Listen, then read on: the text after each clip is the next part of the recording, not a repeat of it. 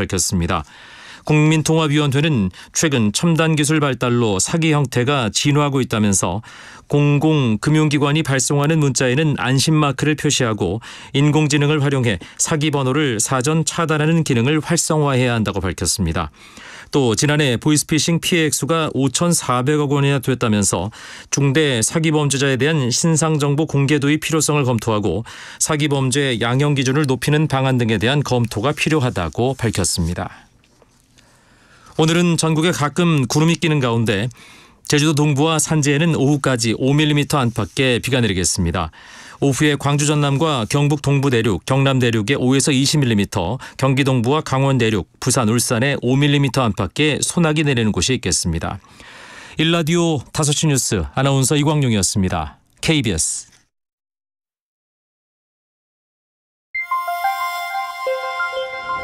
대한민국 중심 채널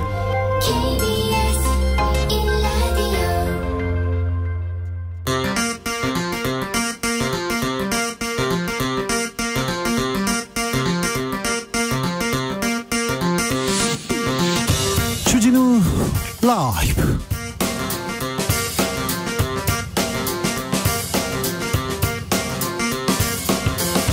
(2023년 9월 11일) 월요일입니다. 안녕하십니까, 주진우입니다. 윤석열 대통령 5박 7일 순방을 마치고 귀국했습니다. 이제 국내 현안들 마주해야 할 시간인데요. 또 이념 가장 중요하다고 할까요? 공영방송 문제는 어떻게 풀까요? 우크라이나에 약 3조 원 지원키로 했는데요. 민생은, 우리 경제는 어떻게 챙길까요? 국민의힘 하태경 의원에게 물어봅니다. 윤석열 대통령이 이르면 내일 개각을 단행할 것으로 보입니다. 일단은 문체부, 국방부, 여가부 등 3개 부처가 꼽히고 있는데요. 거론되고 있는 인물들 다 이명박 정부 때 사람이네요. 왜 이명박 정부 때 사람을 이렇게 쓸까요? 정치적 원의 시점에서 짚어보겠습니다. 물가 걱정입니다. 8월 소비자 물가 3%대로 올라갔는데요. 유가 급등하면서 추석 앞두고 농산물 가격까지 또 올라갑니다. 그래서 걱정이 커지는데 장바구니 물가 안정 대책들 내놓고 있는데 실효가 있을까요? 경공술에서 짚어보겠습니다. 나비처럼 날아 벌처럼 쏜다. 여기는 주진우 라이브입니다. 오늘도 자중자애, 겸손하고 진정성 있게 여러분과 함께 하겠습니다. 낮은 덥지만 아침 저녁으로 제법 선선합니다. 가을 티가 납니다. 산에도 가요, 운동도 해요, 뭐 여행도 가요. 이렇게 가을 계획 세우고 계신 분들 많은데요. 가을은요 금같이 귀하고 짧습니다. 그래서 잘 보내야 됩니다. 잘 즐겨야 됩니다. 가을 추억 있으면 좀 물어볼게요. 가을에 있었던 추억. 저는 이명박 전 대통령을 이렇게 열심히 쫓아다녔는데 귀인을 가을에 만나가지고요. 제가 분홍색 보따리, 그러니까 이명박 대통령 구속으로 가는 분홍색 보따리를 가을에 완성했던 게 저의 가장 큰 가을 추억입니다. 여러분의 가을 추억 물어봅니다. 그리고 이번 가을 계획 있으면 알려주십시오. 문자는 샵 9730, 짧은 문자 50원이고요. 긴 문자는 100원입니다. 콩으로 보내시면 무료입니다. 그럼 주진우 라이브 시작하겠습니다.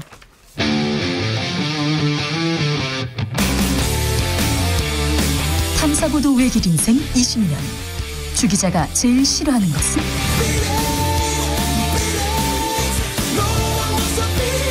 이 세상에서 비리와 부리가 사라지는 그날까지. 오늘도 흔들림 없이 주진우 라이브와 함께.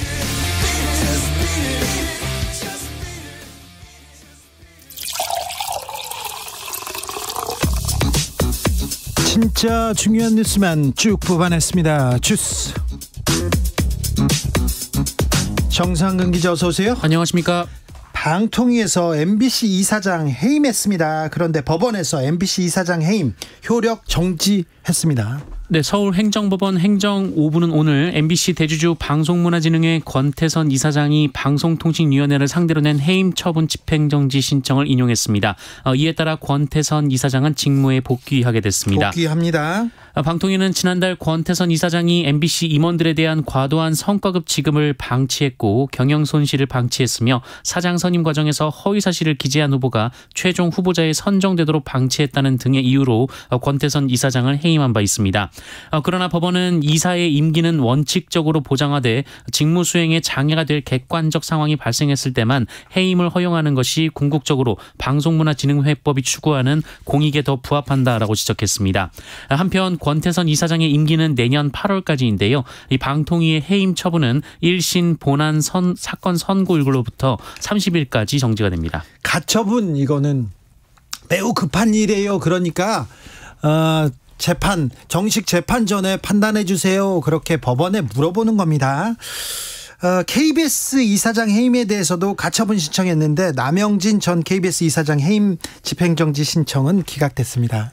네, 서울행정법원 행정 2부는 오늘 남영진 전 KBS 이사장이 윤석열 대통령을 상대로 낸 해임 처분 집행정지 가처분 신청을 기각했습니다. 앞서 방송통신위원회는 지난달 14일 남영진 전 이사장이 KBS 경영에 대한 관리감독 의무를 소홀히 했다며 해임을 제청했고 윤석열 대통령이 즉각 제거한 바 있습니다. 관리감독 소홀했다 그렇게 해임을 제청했습니다. MBC와 KBS 이사장 둘 다요. 거의 비슷한 논리인데 재판부에서 회복 불가능한 손해다 이렇게 판단이 달라졌어요. KBS는 기각했고요.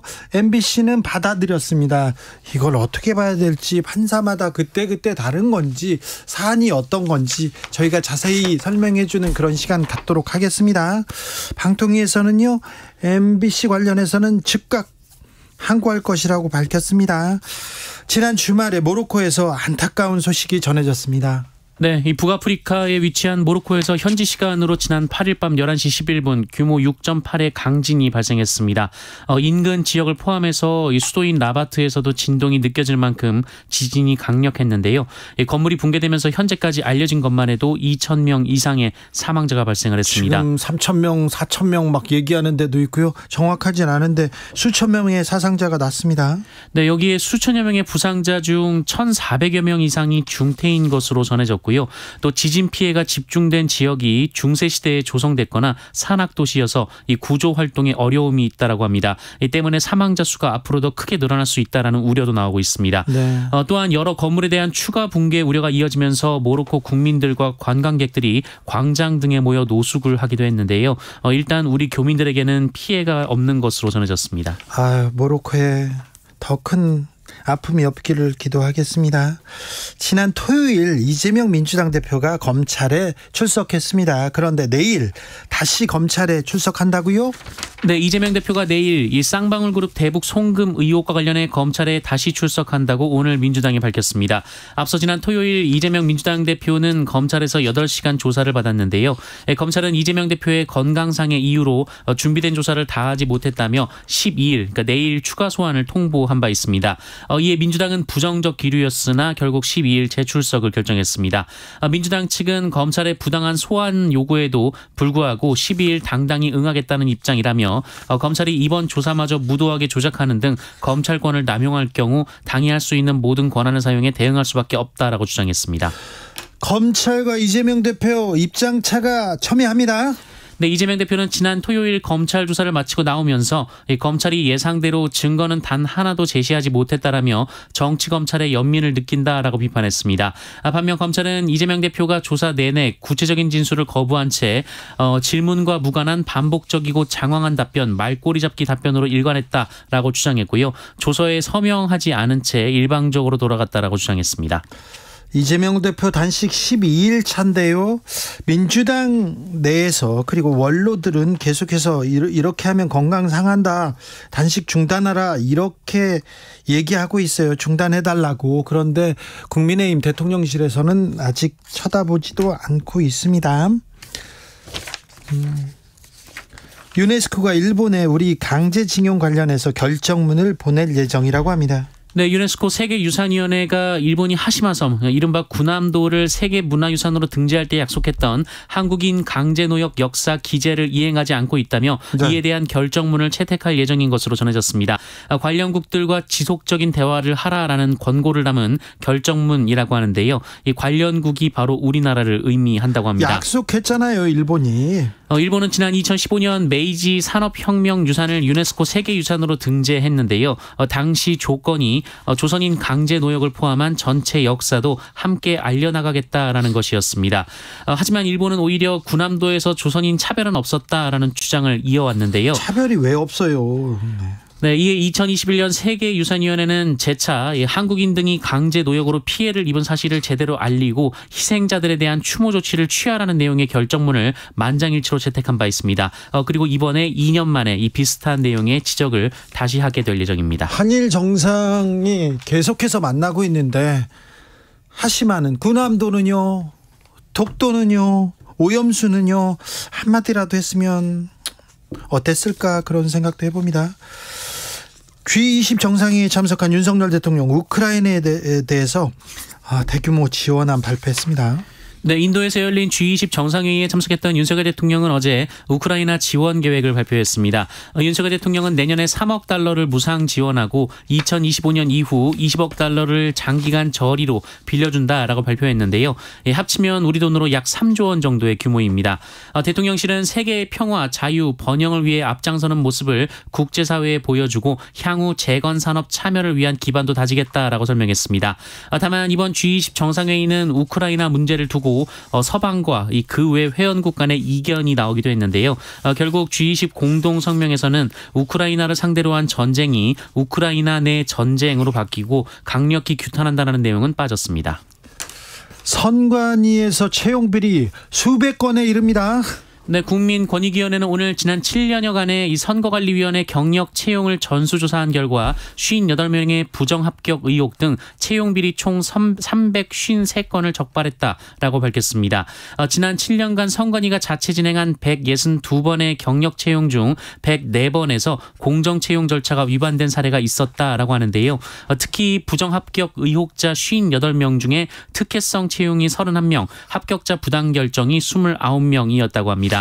당일 추천에 당일 채용도 있어요. 무슨 총알 취업도 아니고 이게 무슨 일입니까? 네, 여기 선관위 내부 게시판에만 채용 공고를 게재해서 선관위 관련자만 응시할 수 있도록 하거나 자격 요건에 미달한 응시자를 합격시키거나 요건을 충족시킨 응시자를 탈락시킨 경우도 있었다라고 발표했습니다.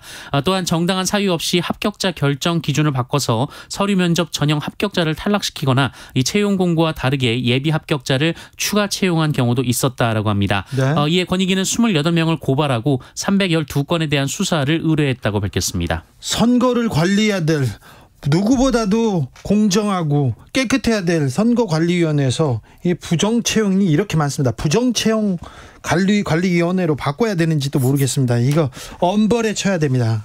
정말 이게 어떻게 지금 이런 일이 있습니까? 불공정에 정수를 보는 것 같습니다. 화가 나네요. 서천의 한 발전소에서 폭발 사고 났어요. 네, 오늘 오전 10시 54분쯤 충남 서천군 서천화력발전소 본관 5층 보일러실에서 이 배관이 폭발하는 사고가 있었습니다. 이 사고로 고압의 수증기가 누출되면서 작업 중이던 하청업체 직원 50대 A씨가 심정지 상태로 병원으로 옮겨졌으나 숨졌고요. 이 30대 B씨 등 직원 3명은 화상을 입고 병원에서 치료를 받고 있습니다. 이날 사고는 보일러 밸브를 점검하는 작업을 하던 도중 벌어진 것으로 조사가 됐습니다.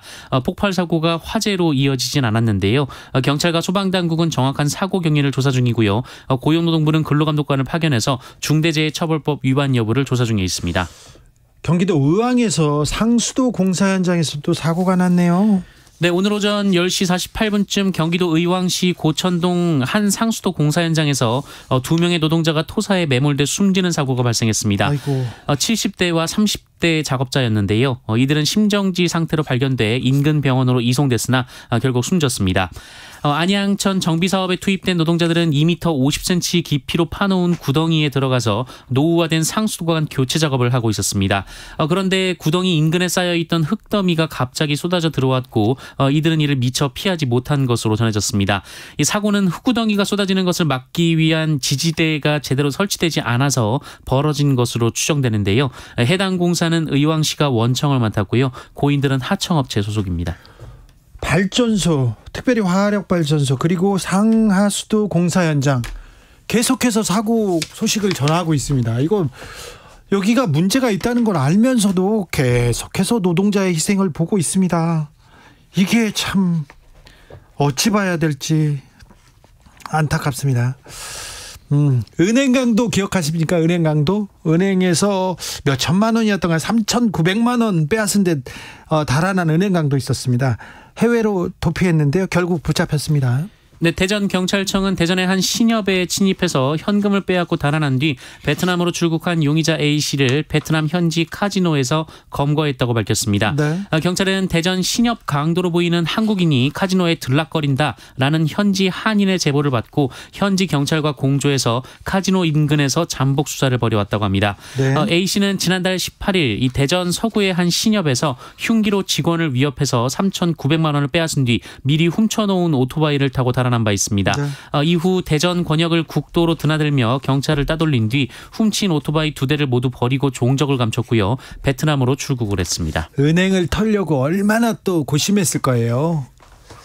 고심 많았을 거예요. 계획도 세우고 그리고 또 오토바이로 도주해야 돼 하고 2대를 이렇게 연달아서 이렇게 준비하고 했습니다. 또 베트남까지 도망가고요. 네, 거기서 금방 잡힙니다. 3,900. 참 열심히 노력하는데 강도 여러분께 한 말씀 드리겠는데 우리나라에서 강도 저지르지 않습니까? 다 잡힙니다. 외국으로 도망가잖아요. 더 눈에 띕니다. 그러니까 그런 생각 하지 마시고 차라리 열심히 좀 일하시지. 네, 다 잡혀요.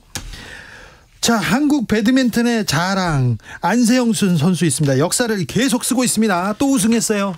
네, 얼마 전 세계선수권에서 한국 배드민턴 역사상 최초로 단식 우승을 거머쥔 안세영 선수가 이번에는 항저우 아시안게임의 전초전 격인 중국 오픈에 출전해서 시즌 9번째 우승을 차지했습니다. 거의 모든 대회를 지금 우승하고 있습니다. 네, 압도적인 기량을 과시했는데요. 결승에서 세계 랭킹 2위 야마구치 선수를 만나서 2대0 완승을 거뒀습니다. 최근 4개 대회 연속 우승이고요. 그리고 혼합복식의 서승재 최유정조도 프랑스조를 2대0으로 꺾고 시즌 2번째 금메달을 차지했습니다. 항저우 아시안게임에서도 금메달이 유력하는데 왜 이렇게 배드민턴을 잘하죠? 우리나라 선수들이 잘했는데 이 정도로 잘하진 못했는데 와, 열심히 잘하네요. 네, 잘합니다. 배드민턴도 잘하고요. 네, 축구도 조금 더 잘해야 되는데 축구 국가대표 선수들 잘하고 있는데 아직 승전보를 못 올려가지고 클린스만 감독님 계속해서 비판받고 있는데 축구 얘기는 나중에 또 시간을 가지고 하겠습니다. 주스 정상근 기자 함께했습니다. 감사합니다. 고맙습니다. 가을에 어떤 일이 있었어요? 가을 추억 얘기해 주세요. 또 가을 계획도 같이 나눠봐요. 이렇게 물어봅니다. 제가 가을 추억은 NBA 추억 얘기했는데요. 그때 영화도 만들고 노래도 만들었던 추억이 있습니다. 그런데 계획이 있습니다. 저는요, 여러분 사랑하는 사람들과 헤어지지 않는 게 이번 가을 계획입니다. 여러분한테도 옆에 딱 붙어 있어야죠. 내가 0147님 가을 최고의 추억은요, 역시 14년 전 10월에 만나서 10월에 결혼한 게 최고예요.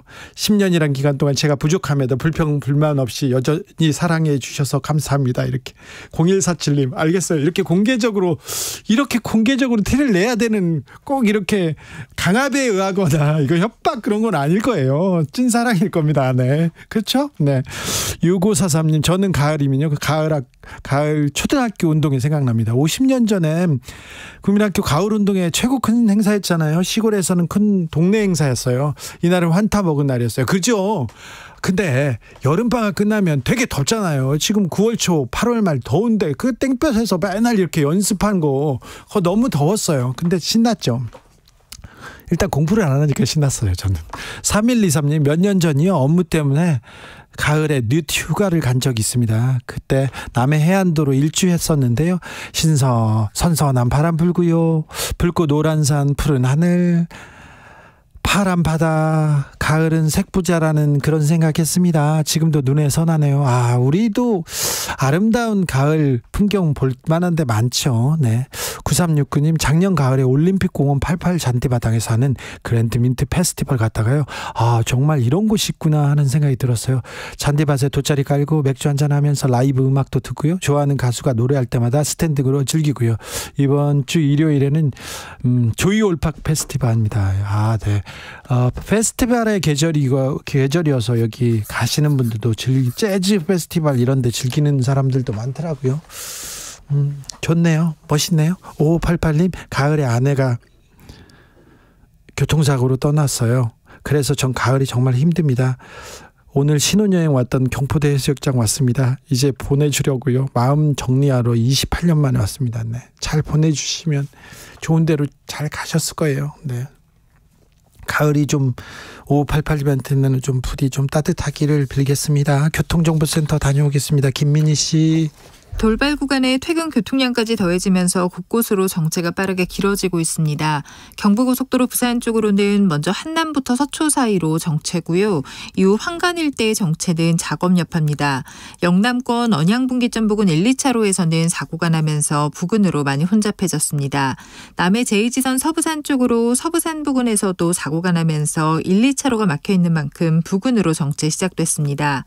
중부고속도로 남이 쪽으로는 먼저 진천터널 부근에서 정체고요. 더 가서 오창 휴게소 부근에서도 사고가 나면서 이 일대 3km 구간에서 정체입니다. 수도권 제일순환고속도로 판교에서 구리 방면으로 사패산 터널 안에서는 사고가 나면서 1, 2차로를 막고 처리 작업을 하고 있는데요. 이 여파바다 별내 부근부터 13km 구간에서 정체 심해져 있습니다.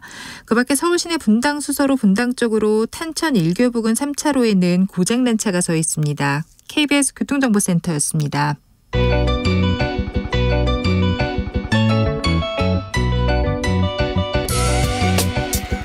한층 날카롭다, 한결 정확하다, 한편 세심하다, 밖에서 보는 내밀한 분석, 정치적 원의 시점. 오늘의 정치권 상황 원회에서 더 정확하게 분석해 드립니다. 이현주 전 국민의힘 의원, 어서 오세요. 네, 안녕하세요. 부드러운 카리스마 이현주입니다. 그리고 노영희 변호사입니다. 안녕하세요. 노영희입니다. 노영희 변호사님, 하나만 물어볼게요. KBS 이사장, MBC 이사장 둘 다 가처분 신청을 냈는데 회복 불가능한 손해다. 한쪽은 손해라고 보고 한쪽은 아니라고 봤는데 어떻게 보셨습니까, 두 변호사님들은? 나도 궁금해, 사실. 진짜 저도 궁금해. 읽어본 진짜 황당한 게 서울행정법원 행정 2부에서는 KBS 이사 직무는 개인의 자아를 실현하는 게 아니라 네. 의결 기관으로서 정책적 판단을 하는 공적 부분이 더 강조되기 때문에 네. 그냥 개인이 혼자 직무를 수행하지 못한다고 해서 회복 불가능한 손해라고 볼 수는 없다. 네. 이제 이렇게 판단을 한 거예요. 네. 근데 MBC는 오히려 네. 그 반대되는 해석을 했어요. 네.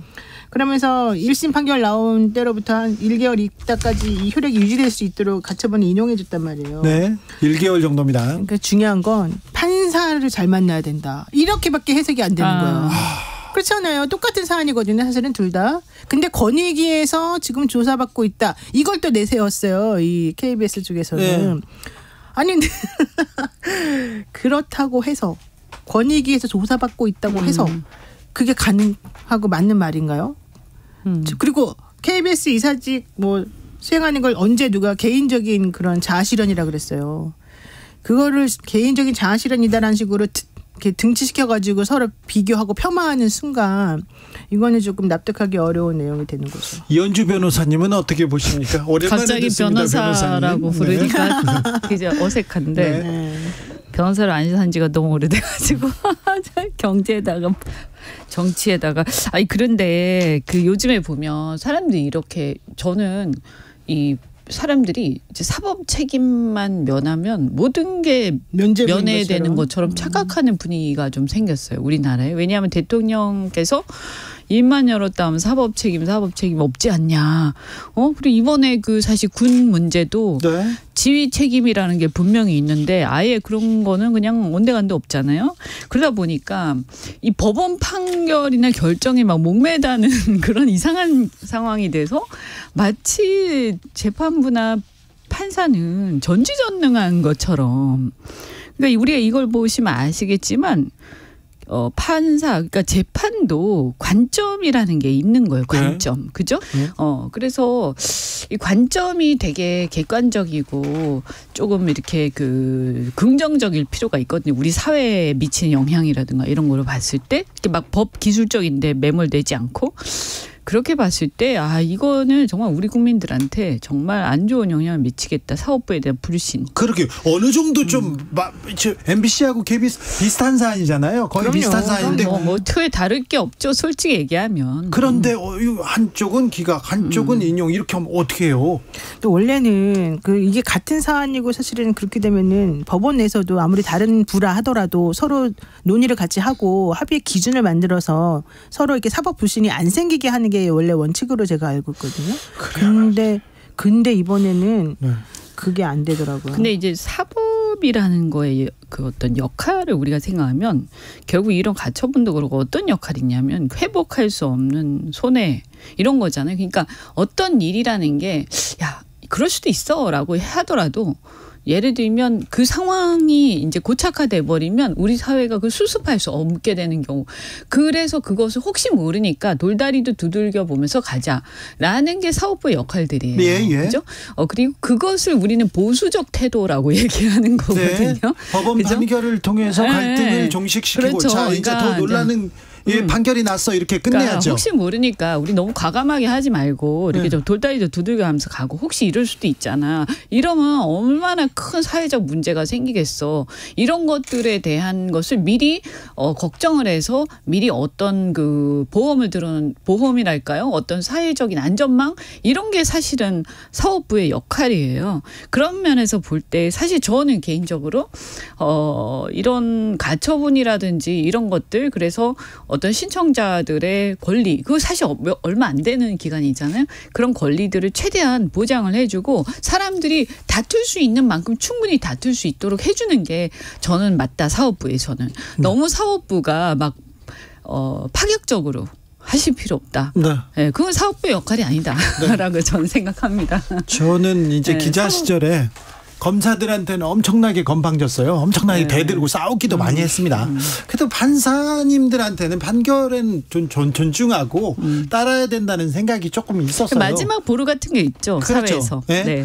그리고 판사들의 판결에 대해서 억울하죠. 억울하더라도 다 이렇게 따지고 싸우고 그러면 어떻게 될까 이런 생각도 조금 있었는데 한 날 이렇게 좀 엇갈린 판결이 나오니까 그러니까 우리 사회가요. 어쨌든 이런 역할, 그러니까 저는 법원의 판결에 다 동의하는 건 아니에요. 어떨 때는 네. 굉장히 반대할 때도 있고 정말 속상할 때도 있고 비판할 수도 있죠. 근데 저는 사회는 그렇게 돌아가는 것 같아요. 그렇게 각자가 서로 다른 역할들을 충실히 하면서 그것이 서로 견제 역할이 되면서 잘 굴러가는 거. 그래서 너무 오버할 때 누군가가 제동을 잡아주기도 하고 이런 역할들이 잘 될 때 이 사회가 선진국이고 안정적인 거거든요. 네. 그래서 사법부는 그런 역할을 좀 충실히 하셨으면 좋겠다. 너무 다른 눈치 안 봤으면 좋겠다. 어쨌든 중요한 건 이제 결정은 났지만 항고라는 게 있기 때문에 양쪽 다 아마 두 사건 다 각각 진편에서 항고를 하겠죠. 네. 그러면 그 위에 올라가서는 또 어느 정도는 정리가 될 수 있습니다. 어찌 되는지 한번 지켜보겠습니다. 어쨌든 MBC 이사장 해임한 방통위의 해임안 효력 정지됐습니다. 윤석열 대통령이 순방을 마치고 돌아왔습니다. 그런데 세 개 부처 개각한다는 얘기가 계속 나옵니다. 그런데 국민의힘 신원식 의원이 국방부 장관, 문체부 장관에는 유인촌 전 장관, 그리고 여기 여가부 장관에는 또 김행 전 국민의힘 비대위원 이렇게 얘기가 나오고 있는데요. 개각설 어떻게 보고 계십니까? 아니 근데 왜 여가부 없앤다더니 안 없애고 자꾸 장관만 임명하는 거예요? 그것도 그렇네요. 이번에 솔직히 그 잼버리 사태 그렇게 됐으면 아니 진짜 없어야 되는 빨리 정리됐어야 되는 거 아닙니까? 저는 뭐 여가부에 대해서 뭐 어떻게 한다 어쩐다 이런 걸 떠나가지고 이번에 잼버리 하는 걸 보면 사실은 뭔가 문제가 심각한 거 아니에요. 그런데 이걸 뜯어 고치든지 아니면 없애든지 둘 중에 하나는 해야 되는데 네. 공약을 했잖아요. 네. 근데 아예 이거는 뭐 그냥 공약을 제대로 지키는 게 지금 있나요? 아예 우리가 이런 얘기하는 것도 너무 네, 더 중요한 건 이번 개각과 관련해서 확실히 짚고 넘어가야 될 게 분명히 있습니다. 이게 무엇을 의미하는가? 이 MB맨의 귀환이라고 하는 것이 주는 함의가 무엇인가? 이걸 생각해야 되는데 예컨대 이동관 방통위원장이 지난번에 그랬잖아요. BBK 이명박 대통령 억울하다고 그거 다 아니라고 가짜뉴스라고 그랬잖아요. 아니 그건 근데 BBK는 윤석열 검사가 지금 증명했어. 아니 그러니까 하는 말이에요. 그러니까 그게 판결문도 나왔고 그래서 이명박 대통령이 그렇게 제 BBK에 대해서는 제가 조금 좀 차분하게 설명해드리겠습니다. BBK는요. BBK 다스는 이명박 전 대통령이 만들고 소유하고 있다고 판결에 다 나왔습니다. 그러니까. 그리고 친인척들 비서 다 이렇게 증언했어요. 그럼에도 불구하고 지금 전부 다 이제는 다 뒤집어 엎고 그거 아니라고 아무리 판결문이 있어도 그거 아니라고 나오잖아요. 대법원의 확정 판결이 있어도 MB맨들이 모두 다 다시 무사 귀환하면서 다시 회전문 안에 들어오면서 니네가 아무리 떠들어 보아도 우리가 주장하는 내용이 다 맞아. 우리 말이 맞았어. 이렇게 말할 수 있는 빌미를 지금 주고 있잖아요. 여기 그건 역행입니다. 시대 역행. 그건 아니. BBK에 대해서는 제가 다스에 대해서는 제가 아니 근데 요즘에 보면 너무 이런 코미디 같은 상황을 정말 믿을 수가 없어서 도대체 진실이 있긴 있는 거고 그러니까요. 옳은 게 있긴 있는 거 정의는 있긴 있는 거냐. 이거 국민들 놔두고 완전히 지금 놀고 있는데 정말 이게 국민들이 보면서 우리를 얼마나 우습게 생각하면 지금 저 위에서 저러고들 앉아 있을까 이런 생각 들지 않겠어요? 그리고 이번에 하나하나 보더라도 딱 코드는 그거예요. 제가 보니까 나한테 무릎 꿇고 굴종해라. 싹싹 엎드린. 딱 그거예요. 응? 어쨌든 뭐 MB맨은 그렇다 치고요.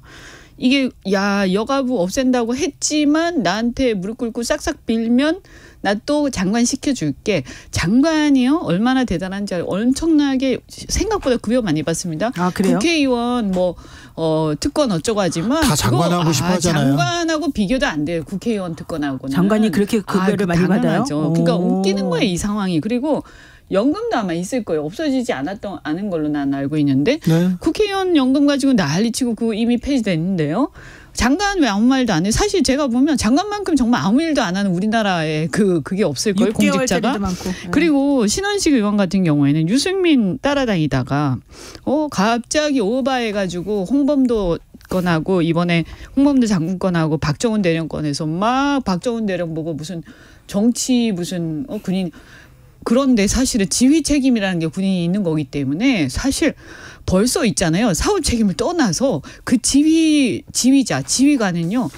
그냥 사표 내고 물러났었어야 되는 거예요. 근데 이분이 그렇게 편을 들었는데 사실은 군인이라 대한민국에서 국민들이 생각할 거예요. 아마 군인이 뭐지? 군인 정신이 뭐지? 군이란 무엇인가? 우리 이거를 지금 요새 고민하게 되고 있는데 저는 이런 걸 보면서 보수 요즘에 이런 일련의 사태들로요. 보수 내부에서 굉장한 논란들이 있어요. 실제 잘 모르실 수도 있는데 그러니까 뭐냐면 군대란 무엇인가? 군인의 정신이란 무엇인가? 이런 얘기를 하고 있어요. 어르신들도 그렇고. 아니 너무나 이거는 근본에서부터 사람들한테 의문을 제기하게 하는 거예요. 이게 무슨 진영 문제도 아니고요. 이 국가에 대한 근본 문제를 제기하게 하는. 알겠습니다. 응? 참. MB맨들의 귀환 속속 귀환하고 있습니다. 저는요 이명박 정부가 성공한 정부라고 볼 수 없잖아요. 이명박 정부에서 그리고 또 감옥 간 사람들이 너무 많았어요. 핵심 측근 중에. 아니, 그래서 15년 지났어요 이제. 자 그런데 불사조. 그때 이미 실패한 부분이 많았는데 저는 차라리 대통령이 검사 출신 쓰셨으면 좋겠어요. 검사 데려다 썼으면 좋겠어요. 전부 다? 아니요. 전부 다는 아니요. 차라리 MB맨 쓸 바에는 검사 출신 쓰는 게 낫겠다 이런 생각도 갖고 있습니다. 제 생각은. 보니까 이제 그것도 좀 이거 너무한 거 아닌가 이런 생각도 해요. 그런데 이게 무슨 권력을 지금 인사권을요. 무슨 사적 어떤 사유재산처럼 마구 남발하고 있어요. 그냥 내가 개인적으로 내 돈 써가지고 누구 고용하고 이런 게 아니잖아요. 지금 국민 혈세 써가지고 나라를 위해서 해야 되는데 이 완전 권력이 사유화되는 현상으로 가고 있다. 네. 5년짜리 왕이 아니지 않습니까? 자, 장관 연금 받기 위해서는요 10년 이상 공무원으로 재직해야 된다고 합니다. 공무원 출신 아닌 사람은 그러니까 장관 연금 받으려면 오래 해야 되는데 좀 부족할 것 같습니다. 자, 강서구청장 보궐선거 후보 경선하기로 했어요. 세 사람 3파전을 벌이고 있는데요. 어떻게 보십니까? 김태우 씨가 되지 않겠어요? 만약에 이분이 안 되면 솔직히 말해가지고 사면해준 보람이 없어지고 명분이 안 만들어지겠죠. 그래요? 그렇게 비난을 받아가면서도 이 사람을 꿋꿋하게 내세운 이유는 솔직히 말해가지고 그 당시에 조국 전 장관이나 변호사님, 근데 선거 전략이에요. 이 사람을 하겠지 그러다 이 사람을 피하면 이거 봐라 이것도 의외의 수가 되지 않을까요? 근데 저는 그건 아닐 것 같아요. 아니에요? 이번 건은 그렇게 될 수가 없는 게 왜냐하면 김태우 씨가 가지고 있는 상징이 있어요. 상징이 있지만 대법원에서 유죄 판단 받았잖아요. 판결 받았잖아요. 그러니까 그런데도 불구하고 사면해줬잖아요. 3개월 만에. 그러니까 그거는 다 무시하겠다. 나는 이 상징성을 가장 중요하게 생각했다. 일종의 이렇게 된 거죠. 오기인데 저는 뭐 그 상징성이 있다 손 치더라도 그 당부에 대해서는 둘째치고 문제는 뭐냐면 그것은 사면에 대한 걸로 끝나는 거예요. 이거를 당연하죠. 그 사람 때문에 이게 구청장 보궐선거를 다시 하잖아요. 혈세에 들어서. 그러니까요. 그런데 다시 또 나와. 이거는 사면 문제하고 다른 얘기예요. 이거는 기본적으로 이것은 어떤 교만의 문제다. 이것은 국민을 무시하는 거죠. 예, 과거에 이제 민주당이 굉장히 힘들어졌던 때가 언제냐면 그 보궐선거 안 내기로 했다가 당헌당규 바꿔가지고 내면서 상당히 실망을 끼쳤잖아요. 국민들한테. 저는 그것보다 오히려 더하면 더했지. 이거 굉장히 심각하고요. 그다음에 이게 지금 이런 식으로 이게 저는 공천 경선 하나만 하라고 생각을 해요. 이미 벌써 오다가 내려간 거 아닙니까? 거의 방송 언론을 통해서 그죠? 그게 오다죠. 그런데 이런 식으로 공천을 한다. 결국에는 경선이고 이런 거요. 이제 다 의미가 헛걸, 없어요. 다 거짓말이고 다 가짜고 그냥 형식이다라는 거 이미 다 알고 있어요. 경선을 왜 합니까? 그럼 결국에는 그럼 경쟁을 어떻게 하란 말이냐? 이런 질문에 봉착하게 되는 거예요. 저는 여기서 아마 큰 심판을 받을 수밖에 없다. 이렇게 하면 그래서 굉장히 폭망하지 않을까. 응? 아니 김태우 씨를 하면. 이렇게 선정하더라도 이렇게 후보로 뽑는다고 하더라도 국민의힘의 전망이 그렇게 밝은 건 아니잖아요. 그래서 또 다른 수를 내지 않을까 아닌가요? 어떤 다른 수요? 모르겠어요.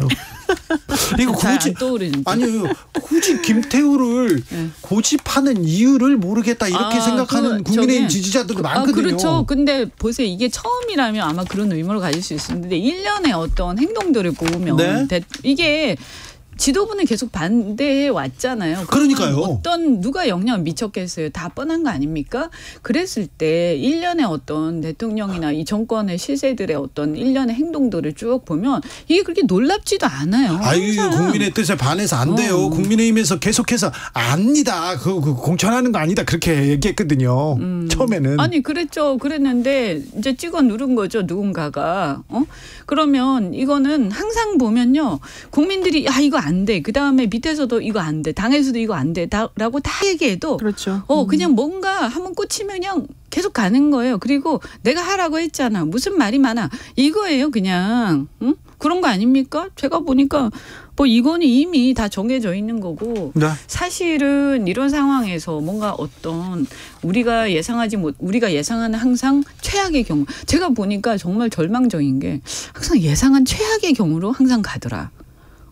전 한 번도 그 예외가 놀라운 예외라는 것은 일어나지 않더라. 슬픈 예감은 항상 틀린 적이 없죠. 이게 틀리지 않아요. 그래서 이제 저는 다 예상할 수 있겠어요. 아니 앞으로 다 제가 맞출 수 있어. 내가 진짜 어떻게 궁금한 건 그건 저도 맞출 수 있어요. 근데 그게 중요한 게 아니라 궁금한 건 예전에는 국민의힘이 이러지 않았잖아요.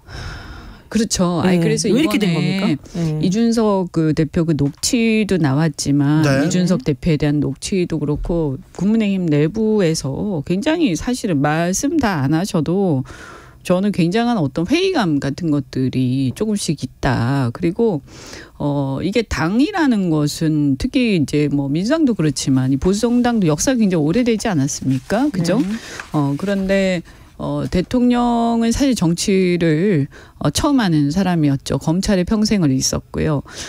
그런데 국민의힘의 제1야당의 어떤 도움, 그다음에 그 당시에 어떤 정권 교체에 대한 민심 이런 것들에 힘입어서 정권을 잡았는데 이렇게 되면 사실은 대통령과 과연 이렇게 연동해서 가는 것이 맞느냐, 대통령의 모든 것이 짊어지고 총선에서 대패하는 것이 맞느냐, 네. 과연 보수 정당이 이렇게 가는 게 대한민국, 우리 자신을 떠나서 대한민국의 미래를 위해서 과연 이것이 맞느냐, 네. 여기에 대한 회의가 막 생기는 거죠. 그럼 만약에 이것을 선을 그을 수 없다면 우리는 어떻게 해야 하는가, 나라를 위해서 그리고 당의 미래를 위해서도. 근데 잠깐만요. 지금 좀 전에 말씀하신 것 중에 만약에 그 현재와 같은 방식으로 계속 밀고 나가면 네. 대패하는 게 맞다 이렇게 보시는 거예요? 대패가 뻔하다, 불보듯 뻔하다 이렇게 보세요? 크게 패할 것으로? 저는 뭐 특별한 어떤 여당으로서의 프리미엄 이런 건 막 쓰겠죠. 그래서 그런 것 때문에 또 어떻게 될지 모르겠어요. 물론 그런 변수들이 있어요. 제가 뭐 장담할 수 있는 건 아닌데 상황은 그렇게 좋지 않을 거예요. 국민의힘에서도 그렇게 얘기하시는 분들이 많습니다. 조성빈님께서 민주당이 도와준다 이렇게 또 믿고 있는 사람도 있을 수 있죠. 조성빈님께서 강서구민입니다. 아침마다 출근할 때마다 각 당 구청장 후보들 선거운동원들 나와서 북새통입니다. 선거 끝난 지 얼마 되지도 않았는데 이 난리라니 도대체 구민은 안중에도 없는 느낌입니다. 이렇게 얘기하는데요. 이준석 대표 녹취 나왔습니다. 사실 여부는 아직 정확하게 드러나지 않고 있어요. 특별히 대통령실이나 관계자들이 거기에 대해서 또 얘기를 안 해서 참 신기하다 이런 생각도 해봅니다. 이재명 민주당 대표 토요일날 검찰에 소환됐어요. 내일 다시 소환됩니다. 자, 검찰과 이재명 입장차 첨예하게 갈립니다. 어떻게 보셨어요? 글쎄요. 이거는 뭐 서로 지금 좀 일종의 네. 표시를 하고 있는 건데 네. 사실 단식 12일차 되는 사람에게 이미 한번 와서 본인이 그냥 서명 안 했다는 거 그걸 가지고서 또 와라 이렇게 끝까지 그렇게 하는 검찰도 사실 없었어요 원래가. 서명을 안 하면 서명을 안 한 대로 그냥 내면 돼요. 기소하면 되고. 네, 그러니까 이거는 일부러 하죠. 지금 그렇게 지금 기싸움을 하면서 검찰이 그렇게 하는 건데 검찰은 사실은 국민하고 싸우는 조직이 아니거든요.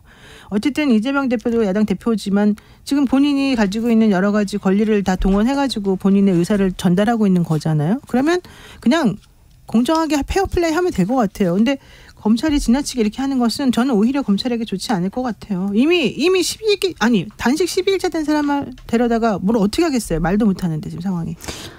어쨌든 제가 볼 때는 이제 국민들의 인내심이 한계에 달하고 있다. 그래서 이재명 대표를 좋아하든 싫어하든 양쪽 다 이제 제가 생각할 때는 인내심이 이제 거의 한계에 달았고 네. 싫어하는 사람들이니까 보수 쪽이나 뭐 국민의힘 지지층이나 이런 쪽에서도 심지어 아니 이때까지 아무것도 안 나오면 진짜 없는가? 그럼 만약에 그렇다면 그 검찰은 뭐 한 거야 이때까지? 네. 이런 얘기도 하고요. 그다음에 만약에 있다고 하면 지금 이런 거 가지고 정무적 판단하게 생겼어? 빨리 우리나라에 지금 할 일이 태산 같은데 국정이 정상화가 돼야지. 그럼 빨리빨리 처리해. 네. 이제 정말 지겨워. 그리고 이런 사안 가지고 자꾸 질질 끄는 것은 정도껏 해라. 이런 게 이제 점점 늘어나고 있거든요. 그래서 뭐 어떤 식으로든 저는 빨리 결론이 나야 된다. 돼야죠. 지금 봅니다. 언제까지 더 이상 이제는 이 역효과 이제 제가 볼 때는 뭐 대선 직후는 모르겠습니다만 지금은 이렇게 시간 끌고 막 이런 거 보이면 보일수록 검찰에 대한 신뢰는 떨어진다. 그러니까 이제는 마무리를 빨리 해달라. 지금 이게 아마 내일 뭐 검찰에 지금 이재명 대표는 출석하는 모양새로 지금 간다는 얘기가 들려요. 출석하겠다는 입장을 냈습니다. 그리고 그렇게 되면 결과론적으로 검찰에서는 나중에 이제 그 영장을 청구하고 이제 체포동의안 부결 가결 문제가 나올 수밖에 없거든요. 그 수순으로 간다고 봐야죠. 네, 근데 오히려 이제 이게 민주당에서는 부결해야 된다는 의견이 점점 많아지지만 이재명 대표는 오히려 차라리 가결시켜달라. 내가 영장 실질심사 받겠다. 이제 이런 입장이라고 해요. 네. 검찰에 다녀와서 또 더 자신이 생겼나요? 네, 그러니까 내가 보기엔 근데 그런 태도를 보이는 거는 일단 본인이 정말 승부수를 던졌다는 것도 하나가 되겠지만 자기가 보기에는 자기가 이게 좀 결백하고 내가 여기서 절대 문제 안 생길 거다라는 걸 오히려 국민에게 그냥 대내적으로 공표할 수 있는 기회라고 또 생각할 수도 있을 것 같아요. 그럴 수도 있어요. 그래서 오히려 저는 이게 차라리 이재명 대표 입장에서 보자면 마지막 승부수고 벼랑 끝이긴 하지만 오히려 이렇게 함으로 인해서 본인을 지지하는 사람들에게는 좀 더 강력한 메시지를 전달하는 모양새가 될 것 같아요. 네. 승부수 이재명의 승부수를 어떻게 보십니까? 뭐 그거는 이재명 대표 입장에서는 그렇게 가지 않으면 이번에는 좀 사실 굉장히 비판을 받을 가능성이 많죠. 왜냐하면 아까 말씀드린 것처럼 굉장히 많이 이렇게 시간도 끌었고 네. 사람들도 다 지쳤단 말이에요. 이제 뭔가 빨리 이것을 누구든 빨리 먼저 해가지고 마무리해달라 이런 게 있기 때문에 그리고 또 총선 앞두고 본인의 어떤 리더십 이런 문제도 있을 거고요. 아마 그렇게 할 수밖에 없지 않겠냐 싶기도 하고 또 검찰도 제가 볼 때는 아까 제가 비판을 했습니다만 검찰도 이제 더 이상은 물러날 수 없지 않겠냐. 이제 더 이상은 이걸로 시간 질질 끌 수 없지 않겠냐. 결국은 그래서 제가 볼 때는 뭐 한두 달 안에 네. 어떤 식으로든 마무리될 것 같아요. 아니 마무리를 해야 되는데 최근에 또 별건 수사 시작한 거 아닙니까? 대통령 후보 시절에 후원금 쌍방울의 후원금을 지금 뒤지면 대북송금 한다면서요. 대북송금 옛날에는 그거 뒤지고 변호사비 대납이었어요. 그러다 대북송금이었죠. 지금 이제 대북송금으로 왔다가 그러다가 또 하나 있잖아요. 이제 김만배 허위 인터뷰라고 해가지고 그 배우가 이재명이다 지금 그러는 거 아니에요? 이제 거기까지 가려고 그래요. 뭐 약간 이게 정치적인 너무 무리해요. 검찰이 지금 현실적으로. 그러니까 뭘 하나 정리하거나 결론 내리진 않고 계속해서 그 사람에게 뭔가를 더 씌우면서 자꾸 사건을 이렇게 그냥 그러니까 갖다 주기만 하는 거예요. 아무 이런 의미가 거예요. 없어요. 자, 검찰에 대들지 마라. 검찰이 만든 대통령에 대들지 마라. 약간 그런 느낌? 약간 저는 그런 느낌 봤거든요. 그래서 이거 굉장히 고약하다. 이거 민주공화국인데. 저도 이런 게 있어요. 이런 느낌을 국민들한테 주면 안 됩니다. 제가 고소 사건을 하나 했는데 3년이 넘었어요. 고소 사건을. 네. 경찰에서는 이미 2번이나 수사지에 다녀가지고 이미 다 보냈대요. 아무리 물어보면 다 검찰이 이제 하는 것만 남았다. 검찰한테 제가 직접 갔어요. 기소 좀 어떻게 되냐. 결정이 언제 되냐. 곧 되겠다. 근데 아직까지 또 안 되는 거예요. 근데 제가 이거 너무 억울합니다. 이거 너무하십니다. 라고 말을 못해요. 그 검사한테. 칼자루를 쥐고 있으니. 네, 왜 혹시라도 내가 그런 말 했다가 상대방의 심기를 건드릴까 봐. 그러니까 이런 상황이라고요. 그러니까 검찰의 수장이 만약에 정말 이제 법치를 생각을 하고 국가를 생각을 한다면요.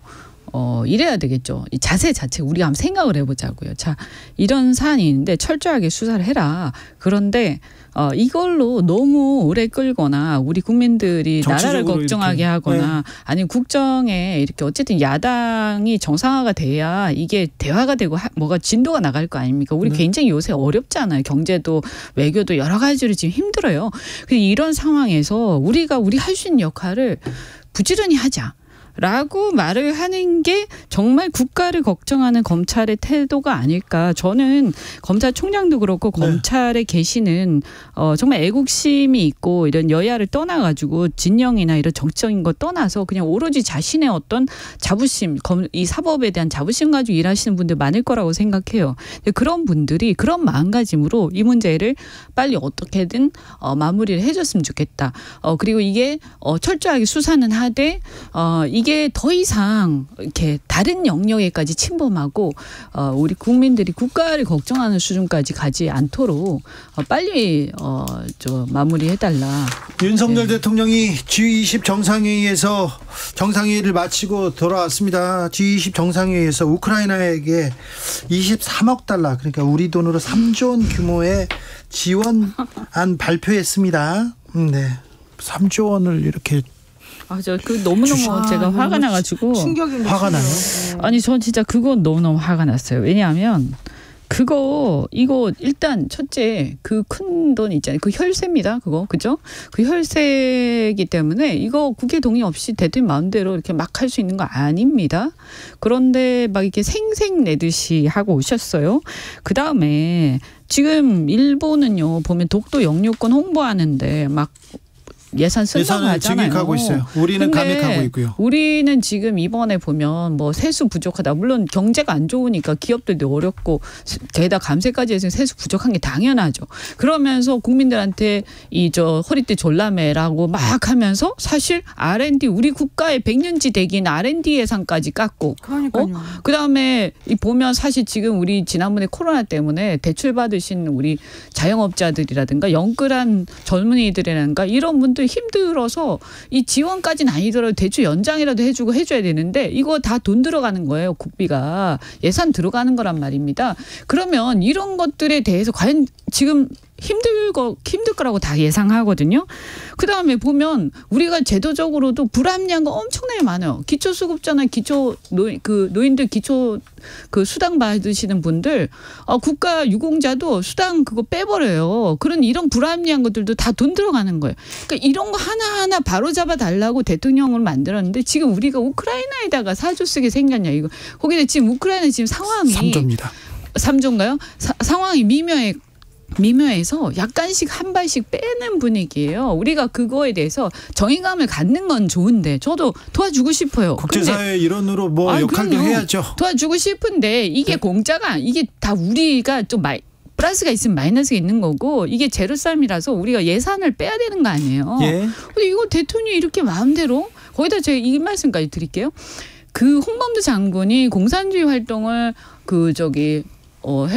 독립 전에 하셨다고 네. 공산당 활동을 공산주의자라고 하잖아요. 우크라이나 그 전에 어떻게 했는데 우리나라에 북한이 쳐들어올 때 소련이 북한을 지원했잖아요. 그때 우크라이나 소련 그 일원이었어요. 네네. 우리 반대편이었단 말이에요. 그런 윤석열 대통령의 논리에 따르면 우크라이나는 우리 적인 거예요. 물론 이 얘기 전 하고 싶지 않은데 워낙 홍범도 가지고 그러니까 홍범도 장군 가지고. 네. 여러 번 했는데 별로 신경을 안 쓰시더라고요. 어쨌든 중요한 건 집에서는 지금 식구들이 굶고 있는 거예요. 그리고 애들이 등록금을 못 내가지고 학교에서 이제 잘리기 일보 직전인데 옆집이 좀 배고파요 이렇게 말한다고 가서 탁 우리 집에 있는 나머지 그 마지막 쌈짓돈을 갖다 주고 오는 거예요. 말하자면. 전쟁 났고 어려우니까 좀 도와줄 수 있는 거 아닙니까? 당연히 도와줄 수 있죠. 그렇지만 지금 우리나라가 지금 현재 상황이 그러시는 상황이 아니잖아요. 우리가 어느 정도 밖에 나가서 도와줘야 되는 거는 할 수 있어요. 그렇지만 네. 그 수준에 맞게끔 해야 되죠. 자기는 지금 돈도 없어 죽겠는데 남한테 퍼주는 거에 막 온 신경을 다 쓰면 안 되는 거잖아요. 우리는 또 러시아나 중국을 견제도 해야 되지만 일본도 마찬가지고요. 네. 그런데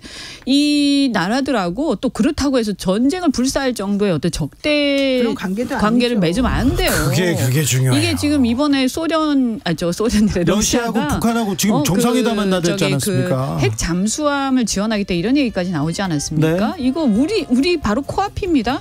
이게 정말 이렇게 되면요. 이 한반도가 총알바지 우리가 과거에 6.25의 그 상황을 양 전선의 어떤 총알바지 양쪽이 돼서 붙는 이런 상황을 만들어서는 결코 안 돼요. 아무리 이렇게 세력화하는 것도 좋지만 우리 국민들과 한반도를 갖다가 위기에 빠뜨리면 안 된다고. 근데 지금 너무 많이 나가고 있어요. 큰일 났어요.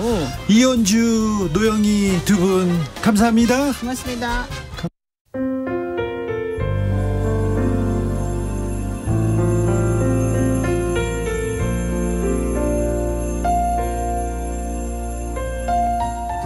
KBS 라디오 연중기획 희망충전 대한민국 551번째 이야기. 안녕하세요. 아나운서 이현주입니다. 15살 영진이의 꿈은 병을 고치는 의사입니다. 이런 꿈을 꾸게 된 이유, 바로 사랑하는 가족을 지키고 싶기 때문인데요. 3년 전 영진이 가족에게 연이어 닥친 불행. 여동생은 백혈병과 뇌전증이 재발했고 사랑하는 아빠는 급성 췌장암으로 가족의 곁을 떠났습니다. 몸과 마음을 추스리기도 전에 가장이 된 엄만 아픈 딸과 영진이 걱정에 단 하루도 마음 편할 날이 없었는데요. 어려운 상황 속에서도 공부를 곧잘 하는 영진이. 영진이의 꿈에 날개를 달아주고 싶지만 어둡고 막막한 현실이 가슴 아프기만 합니다. 영진이네 가족이 희망의 빛을 향해 나아갈 수 있도록 여러분이 두 손을 꼭 잡아주세요.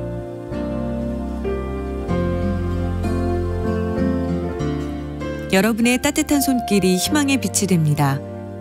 ARS 060-700-1580 060-700-1580 한 통화 3,000원으로 희망을 선물해 주세요. KBS 라디오 연중기획 희망충전 대한민국은 초록우산 어린이재단, 인탑스 주식회사 그리고 청취자 여러분과 함께합니다. ARS 060-700-1580 한 통화 3,000원입니다.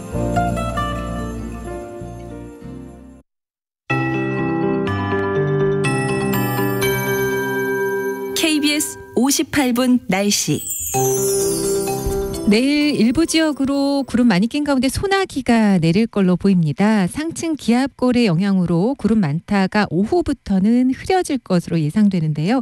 상층에 찬 공기가 위치해 있는 가운데 기온이 오르면서 상하층 간의 기온차가 커지게 됩니다. 일부 지역으로 대기 불안정을 초래하게 되는데요.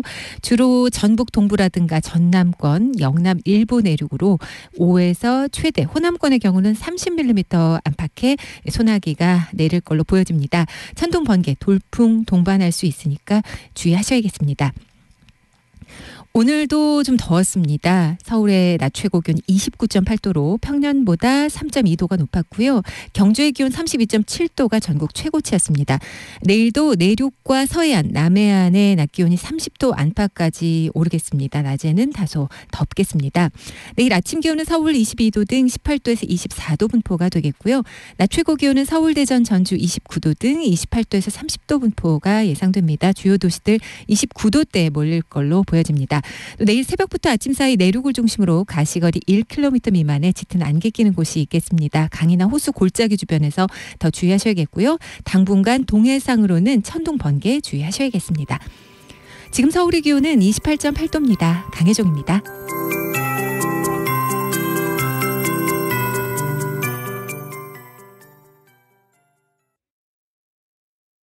정성을 다하는 국민의 방송 KBS가 6시를 알려드립니다. AM 711kHz, FM 97.3MHz, KBS 1라디오입니다. HLKA.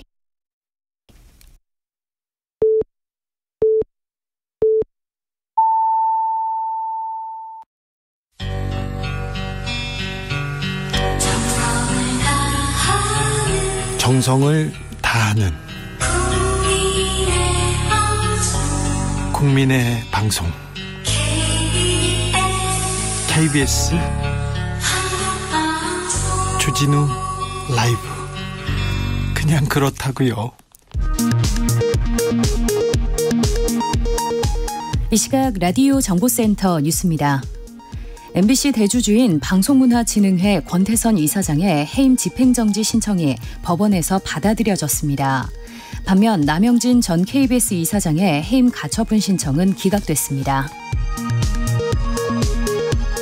김정은 북한 국무위원장이 탑승한 것으로 보이는 열차가 러시아를 향해 출발한 것으로 알려졌습니다. 한 달에 6만 5천 원을 내면 서울시 버스와 지하철, 공공자전거 따릉이 등 서울의 대중교통을 무제한 이용할 수 있는 정기권이 내년 1월부터 시범 도입됩니다. 규모 6.8의 강진이 덮친 모로코의 사망자 수가 2,000명을 넘어선 것으로 집계된 가운데 이번 지진의 여파로 피해를 입은 사람들이 30만 명에 달할 것이라는 전망이 나왔습니다. 지금까지 라디오 정보센터 조진주였습니다. To the Batmobile. Wave of super energy. 주 기자의 1분. 여성 직장인 절반 이상이 직장에서 아줌마, 아가씨 이런 부적절한 호칭을 들어봤다는 조사 결과가 나왔습니다. 직장갑질 119와 아름다운 재단이 엠브레인 퍼블릭에 의뢰해서 지난달 2일에서 10일까지 1,000명을 대상으로 조사했습니다. 직장 생활하면서 부적절한 호칭 들어본 적 있다 답한 비율은 여성이 55.9%, 남성 12.4%. 그러니까 여성이 남성보다 4배가량 많았습니다. 연애 어떻게 하냐, 결혼 언제 할래, 애는 어떻게, 이렇게 사생활 물어보는 젠더 폭력, 겪은 직장인, 여성 직장인은 26.9%로 남성보다 2배, 정규직보다 비정규직에서 경험했다는 비율 높았습니다. 일터에서 외모 지적당했다는 비율도 여성은 28.7%, 남성은 10.1%, 그러니까 여성이 3배 많았습니다. 여성 10명 중 1명은 직장 내 유부남 상사의 일방적인 구애를 경험한 적도 있다고 합니다. 부장님, 이사님, 상무님, 사장님, 후배 직원과의 낭만적인 드라마 생각하지 마십시오. 꿈도 꾸지 마십시오. 이선균 생각하다가 구속될 수 있습니다. 공유 생각하다가 도깨비 될 수도 있습니다.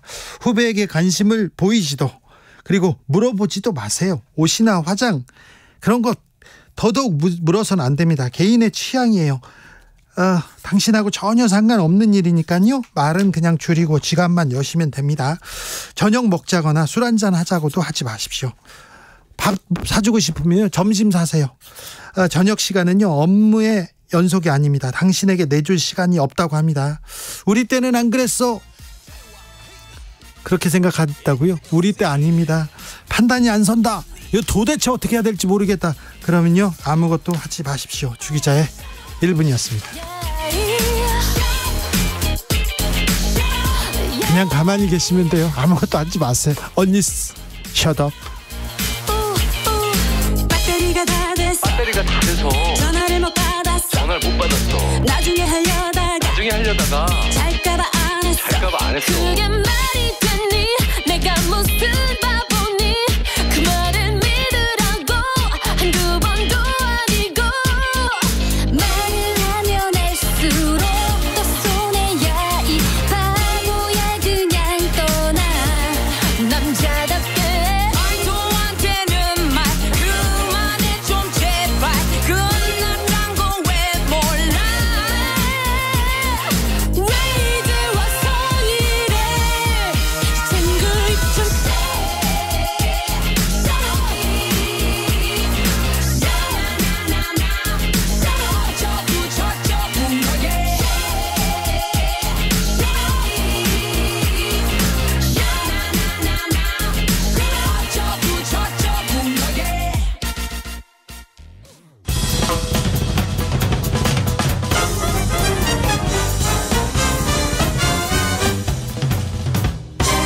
훅 인터뷰.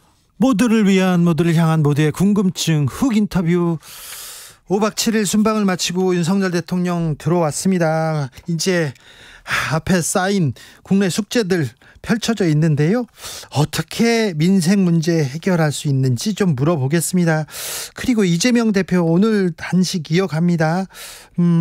이재명 대표는 어떻게 단식을 마무리할 수 있을까요? 국민의힘 하태경 의원에게 이모저모 좀 물어보겠습니다. 의원님 안녕하세요. 예, 안녕하세요. 하태경입니다. 아세안 정상회의 그리고 G20까지 순방 마치고 귀국했습니다. 이번 순방 어떻게 보셨습니까, 의원님? 이제 이번 순방에서 이제 윤석열 외교의 성공, 한마디로 얘기하면, 네, 이제 그걸 좀 두드러지게 볼 수 있는데. 성공이요? 그렇죠. 외교는 잘했어요. 그러니까 그 한미일 협력을 강화할 경우에, 네, 중국과하고는 갈등이 심화될 거다. 그렇죠. 근데 이제 중국하고, 네, 잘 지내는 거로 됐고. 잘 지내는 거로 됐습니까? 예. 아이고, 어떻게 비밀 얘기를 이렇게. 아니, 됐어요. 내가 중국 가서 확인을 했고. 아, 중국에서? 네, 내가 3주 전에. 중국 관계도 좀 풀리고 있습니까? 잘 풀리고 있습니다. 풀리고 있습니까? 너무 걱정 안 해도 됩니까? 그래서 이제 걱정하던 게, 네, 기후였고, 네, 이제 기존의 외교 문법을 깼다. 일본하고 외교 문법 많이 깨셨어? 많이 실제로, 네, 네, 깼는데 성공했고, 네, 이건 이제 비웃을 게 아니에요. 네네. 진짜 높이 평가해줘야, 네네, 되고, 일본하고 관계 개선도 하면서 중국하고도, 네, 이제 관계 개선 성공을 하고, 심지어 이제 문재인 정부 때 이뤄내지 못했던 시진핑 방안까지 아마 이뤄낼 가능성이 있다고 보는 것 같고요. 그래요? 예. 그리고 이제 더 중요한 거는 이제 중국하고 이제 경제 문제 막힌 게 좀 있는데, 꽤 있죠. 있는데, 이런 게 좀 풀리게 되면, 네, 우리 이제 경제도 좀 좋아지고, 그렇죠, 더 좋아지고, 민생에 좀 온기가 좀 불고, 예, 이런 이제 뭐 국정 지지도 좀 올라갈 거고요. 예. 그래서 대중관계, 한미일과 대중관계 개선을 동시에 이뤄낸, 예, 이게 아마 가장 큰 성과다. 이 동아시아 정상회의에서 또 거기에서 또 러시아 잘해라, 중국 똑바로 해라 이렇게 막 경고장 날리던데 괜찮습니까? 그것도 잘한 거죠. 잘한 거예요? 중국도 그 북한이 너무 오버 안 했으면 좋겠다는 생각을 가지고 있고요. 예. 가지고 있고 제가 이번에 갔을 때도 이제 미중 대화, 예. 미중 대화에 좀 북한을 좀 압박하는 모습, 예. 그래서 좀 중재하려고 하는 네. 이런 걸 지금 찾고 있어요. 중국도. 그래요? 예. 그래서 이제 그게 두 가지에서 드러나는데 이제 북한 이번에 이제 구구절 네. 방문단 단장 예. 급이 내려왔어요. 많이 내려갔더라고요. 많이 내려갔어요. 예. 그게 하나 증명을 하고 또 러시아한테는 군사적 지원 안 하기로 했어요. 안 하기로 했다고요? 네, 아니요. 푸틴 대통령하고 김정은 국무위원장 만난다지 않습니까? 그게 중국이 안 하기로 했기 때문에 네. 이제 푸틴도 가급적 북한한테는 지원 안 받고 싶었는데 네. 북한 아니면 지원해 줄 데가 없게 된 거죠. 그래요? 중국이 안 해주니까. 그러니까 그럼 러시아하고는 지금 군사적으로 이렇게 긴밀하게 교류하고 뭐 또 핵 관련된 ICBM 관련된 기술을 북한이 좀 들여올 수도 있잖아요. 그러니까 이제 사실 러시아 문제죠. 네. 러시아 문제인데 이제 러시아가 정말 초라하게 됐다. 북한 아니면 도와줄 국가가 없다. 네. 이제 이렇게 된 거고 그러다 보니까 이제 중국이 안 도와주다 보니까 이제 북한이랑 더 밀착하고 예. 뭐 김정은으로서는 숨통이 튀었죠. 그래요? 그런 측면이 있는 거죠. 알겠습니다. G20 정상회의에서 우크라이나에 23억 달러, 우리 돈 3조 원 지원하겠다 이렇게 얘기합니다. 아니 우리 경제, 우리 세수 부족하다는데 거기다 그렇게 퍼주냐 이렇게 비판하는 사람도 있습니다. 있는데 그건 너무 좀 근시안이고. 네. 이제 우리 대한민국의 세계적 위치를 한번 생각을 해봐야 돼요. 네. 이제는 경제뿐만 아니라 네. 반도체, 배터리 뭐 세계 1등 국가를 가고 네. 한류 세계 1등을 가고 그러잖아요. 그러면 걸맞게 경제, 사회, 문화 역량에 걸맞는 정치 역량을 보여줘야 돼요. 아니 국제사회에 걸맞는 위상에 걸맞는 외교 역량도 보여줘야 됩니다. 그래서 지원도 좋은데요. 이렇게 3조씩 이렇게 주면 그게 안 맞는 거예요. 이미 영국이나 예. 우리가 지금 급이 영국, 프랑스, 독일급으로 올라왔어요, 사실상. 예. 근데 영국, 프랑스, 독일은 그러니까 이제 3조 앞으로 할 거잖아요. 네. 그 나라들은 이미 3조 넘게 했어. 예. 이미 했기 때문에 우리는 지금 이탈리아보다 작아요. 지금까지 한 예. 그 총액을 보면. 네.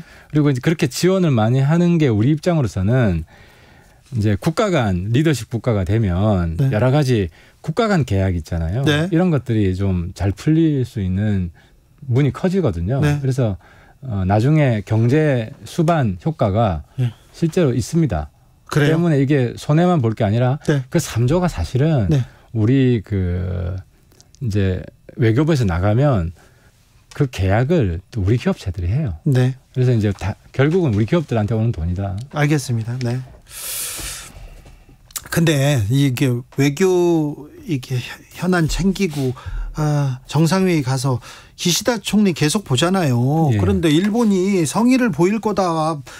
물잔 반컵 이제 채울 거다 얘기했는데 일본에선 독도 홍보에만 힘을 쏟는 것 같아요. 이런 부분은 좀 아쉽네요. 그러니까 이제 두 가지를 좀 나눠서 볼 필요가 있는데 예. 이제 일본하고 관계 개선하고 나서 통화 스와프가 됐어요. 문재인 네. 정부 때 못 하던 거예요. 그래서 우리 금융위기가 있을 때 일본이 달러 지원하는 거는 네. 윤석열 정부가 해냈고 예. 근데 역사 문제는 시간이 좀 걸려요. 네. 뭐 동해 문제, 예. 독도 문제. 그래서 이제 이 문제는 제가 이제 여러 방송에서 얘기를 했지만 무시하는 게 상책이에요. 예를 들어 이제 영토 분쟁이 있는 게 일본뿐만 아니라 북한하고도 있고 네. 특히 서해상에서 NLL 자기 거라고 계속 주장하고 침범하고 그러잖아요. 네. 북한이 NLL 자기 거라고 할 때마다 우리가 아니다라고 반박하지 않잖아요. 그냥 예. 무시하지. 아예 놔두죠. 마찬가지로 일본이 독도 도발을 해도 무시하는 게 상책이에요. 그런 식으로 하다 보면 부각이 안 되면 그냥 잊혀지게 돼 있어요. 글로벌하게. 네. 유민정님께서 중국과의 관계 좀 잘 풀었으면 근데 잘 풀었다면 요소수 안정적으로 공급되는 건가요? 5826님도 요소수 문제 좀 해결해 주셨으면 좋겠어요. 다 품절입니다. 요소수는 지난번에 한번 겪었기 때문에 네. 이미 이제 대체할 수 있는 그러니까 중국에서도 부족한 게 영향을 미치는 거거든요. 네. 그래서 그거는 지금은 크게 위기가 안 됩니다. 아 그렇습니까? 예, 이미 대체할 수 있는 통로들을 많이 뚫어놨기 때문에. 네, 불안해하는 국민들이 있으니 이 부분도 좀 신경 써 주십시오. 자, 국내 문제로 가게 보겠습니다. 윤 대통령 국내로 들어오자마자 개각 소식이 있습니다. 이번 개각 어떤 의미를 갖는 겁니까? 제가 이제 대통령한테 건의드리고 싶은 거는 네. 지금 이제 이념 강조를 많이 하셨잖아요. 네. 근데 우월한 이념은 네. 우월한 민생, 우월한 경제로 입증을 하는 겁니다. 우월한 민생 경제로부터 이게 나오는 거죠. 입증을 하는 겁니다. 그렇죠. 그러니까 자기 이념이 우월한데 경제를 망치면 네. 그 이념이 우월한 게 아니게 되는 거죠. 예. 그래서 대통령이 지난번에 캠프 데이비드 갔다 왔을 때도 예. 이제 민생으로 간다, 경제로 간다. 그래놓고 말을 한 거를 이제 지키셔야 된다. 예, 그래놓고 이념으로 가셨잖아요. 그러니까 이제 당신도 알고 있는 것 같아요. 그래요? 이제 굉장히 중요한 문제라고 생각하신 것 같은데. 네. 이제 여러 각계각층의 이야기도 많이 듣고 있으신 것 같고. 네. 그래서 민생 경제로 전면적인 국정 기조를 바꿔야 된다. 바꿔야 되는데 유인촌 문체부 장관 후보자 그리고 국방부 신원식 후보자 그리고 김행 여가부 후보자 이거 민생하고는 전혀 관계가 없는데요. 이제 국방부가 핵인데 네. 국방부가 홍범도 논란을 네. 주도를 했잖아요. 예. 그래서 제가 신원식 의원은 또 개인적으로 가깝기도 해서 네. 만약에 내정이 되고 장관이 되시면 홍범도 이거는 더 이상 키우면 안 된다. 네. 키우면 안 되고 그냥 언제적 홍범도 네, 얘기를 하고 그렇죠. 있어요. 그래서 당 내에서도 상당히 공감대가 형성이 돼 있고 네. 우리 당 지도부가 김기현 대표나 윤재욱 원내대표가 홍범도를 공개적으로 세게 이야기한 적이 한 번도 없어요. 그래요? 한번 찾아보세요. 네. 한 번도 없습니다. 네. 그래서 우리 당은 지금 무게중심을 잘 잡고 있고 예. 더 이상 확대하기를 원하지 않습니다. 그래요? 그래서 이게 좀 대통령실에도 잘 전달이 되면 좋겠고 네. 이 뜻을 잘 신원식 의원께서도 이어받으셨으면 하는 바람입니다. 알겠습니다. 아무튼 민생 개각이란 얘기는 못 들을 것 같고요. 그런데 아까 얘기했잖아요. 국민의힘에서는 중심을 잡고 있는데 윤석열 용산 그리고 윤석열 대통령실에서 계속해서 이 홍범도 장군이나 이념 얘기를 했는데요. 이런 식으로 하다 보면 총선 윤석열 선거 되는 거 아닙니까? 이념 총선으로 가면 우리 당 1당이 안 되고요. 네. 1당이 안 되고 굉장히 성적이 낮을 겁니다. 그리고 대통령께서도 국민들에게 한 약속들이 많이 있잖아요. 예. 그걸 가장 못 지키는 대통령이 될 겁니다. 이념 총선으로 가면. 네. 그래서 아무튼 시급히 예. 국정 기조를 이념이 아니라 민생으로 바꿔야죠. 민생 총선으로 가야 네. 그 다음에 대통령이 국민들에게 한 약속도 예. 잘 지킬 수 있게 그렇죠. 우리 당이 총선에서 승리할 수 있다. 그 예. 말씀을 드리고 싶습니다. 윤석열 대통령이 지금 전면에 나오면 총선 전략상 그렇게 또 바람직하진 않죠. 근데 이제 대통령도 그때 이제 발언한 거를 보면 네. 이제 홍범도 이슈를 국정 중심 이슈로 생각하지 않고 있고요. 예. 민생으로 가야 된다 생각을 하고 있습니다. 생각하고 있습니까? 하고 있는데 지금 네. 국제 정치에서 상당히 이제 크게 성공을 하다 보니까 이제 자유라는 가치 예. 이게 이제 민생에 자꾸 투영이 되는 것 같은데 어쨌든 그 민생에서 자유는 경제 자유다. 예. 그리고 경제적 성공이다. 그렇죠. 그걸 좀 깊이 생각하셨으면 좋겠습니다. 네네. 이재명 대표는 오늘로 단식 12일째 맞고 있습니다. 단식 어떻게 보십니까? 그러니까 이제 단식의 본질이 네. 이제 대내용이다. 대내용이다. 그러니까 민주당 내부용이요? 민주당 장악력을 강화하기 위한. 그래서 어쨌든 이재명 대표 입장에서는 총선을 이재명 대표 주도로 치르고 싶은 거 아닙니까? 예. 그러고 싶은 거고 그러면 감옥 가면 안 되고. 그죠? 네. 그래서 체포동의안 부결이 가장 큰 목적이다. 그래요? 예. 그래서 아니 지금 당내에 내일 다시 검찰에 갑니다. 검찰이 영장을 치겠죠? 그러면은 체포동의안 가결시켜라. 나는 내가 가서 혼자 맞서겠다. 이렇게 얘기하고 있습니다. 당내. 본인은 그렇게 얘기하겠지만 이제 못 먹어가지고 힘이 하나도 없는 사람. 네. 감옥 보내라는 게 여론한테 지지자들한테 환영을 네. 그렇게 못 받을 것이고. 그렇겠죠. 비명계에서도 그러니까 아마 이제 불출석으로 전략을 정하면 투표하러 들어가는 사람 다 찍히잖아요. 예. 아마 불출석으로 방향을 잡을 겁니다. 그래요? 예, 체포동의안 올라오면. 네. 그럴 때 비명계가 들어가면 완전히 찍힌다. 네. 그런 걸 생각하면서 지금 단식을 하시는 것 같고 예. 제가 볼 때는 그 전략은 꽤 성공적인 것 같습니다. 단식은 꽤 성공적이다 이렇게 볼 수도 있네요. 대내용 효과는 꽤 있는 것 같습니다. 알겠습니다. 내일 토요일 날 검찰 조사를 받았고요. 검찰에 이재명 대표 내일 또 출석합니다. 수원지검에 쌍방울 대북송금과 관련된 내용인데. 그러니까 이제 이재명 국민들께서는 왜 수사가 이렇게 오래 가냐. 네. 체포동의안 때문에 그러는 거예요. 수사를 안 가면은 부르려 그러면 또 체포동의안 올려야 되거든요.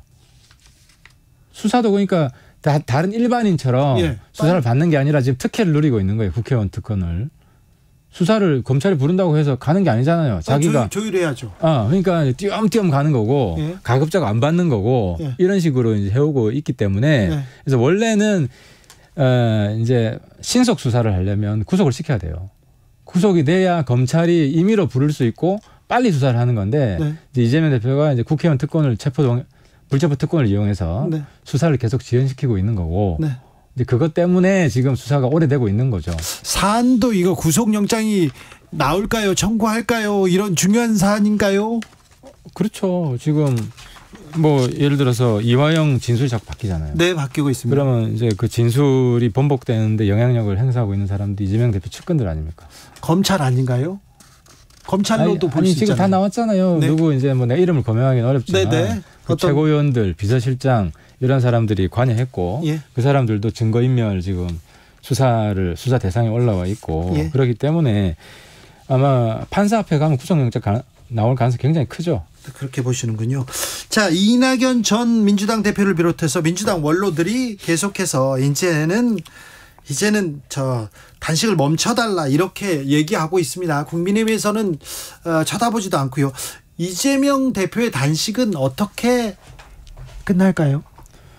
그러니까 가급적 오래 버티려고 그럴 겁니다. 지금 체포 동의안이 올라오는 시점이 아마 21일 뭐 이쯤 21일에서 이달 말. 그러니까 이제 최대한 오래 버텨야 체포 동의안 부결 여론을 지지자들 사이에서 더 크게 불러일으킬 수 있기 때문에 아마 버틸 때까지 아마 제대로 버티려고 할 겁니다. 그래서 누가 옆에서 그만두라고 해도 아마 그 말을 안 들으려 할 겁니다.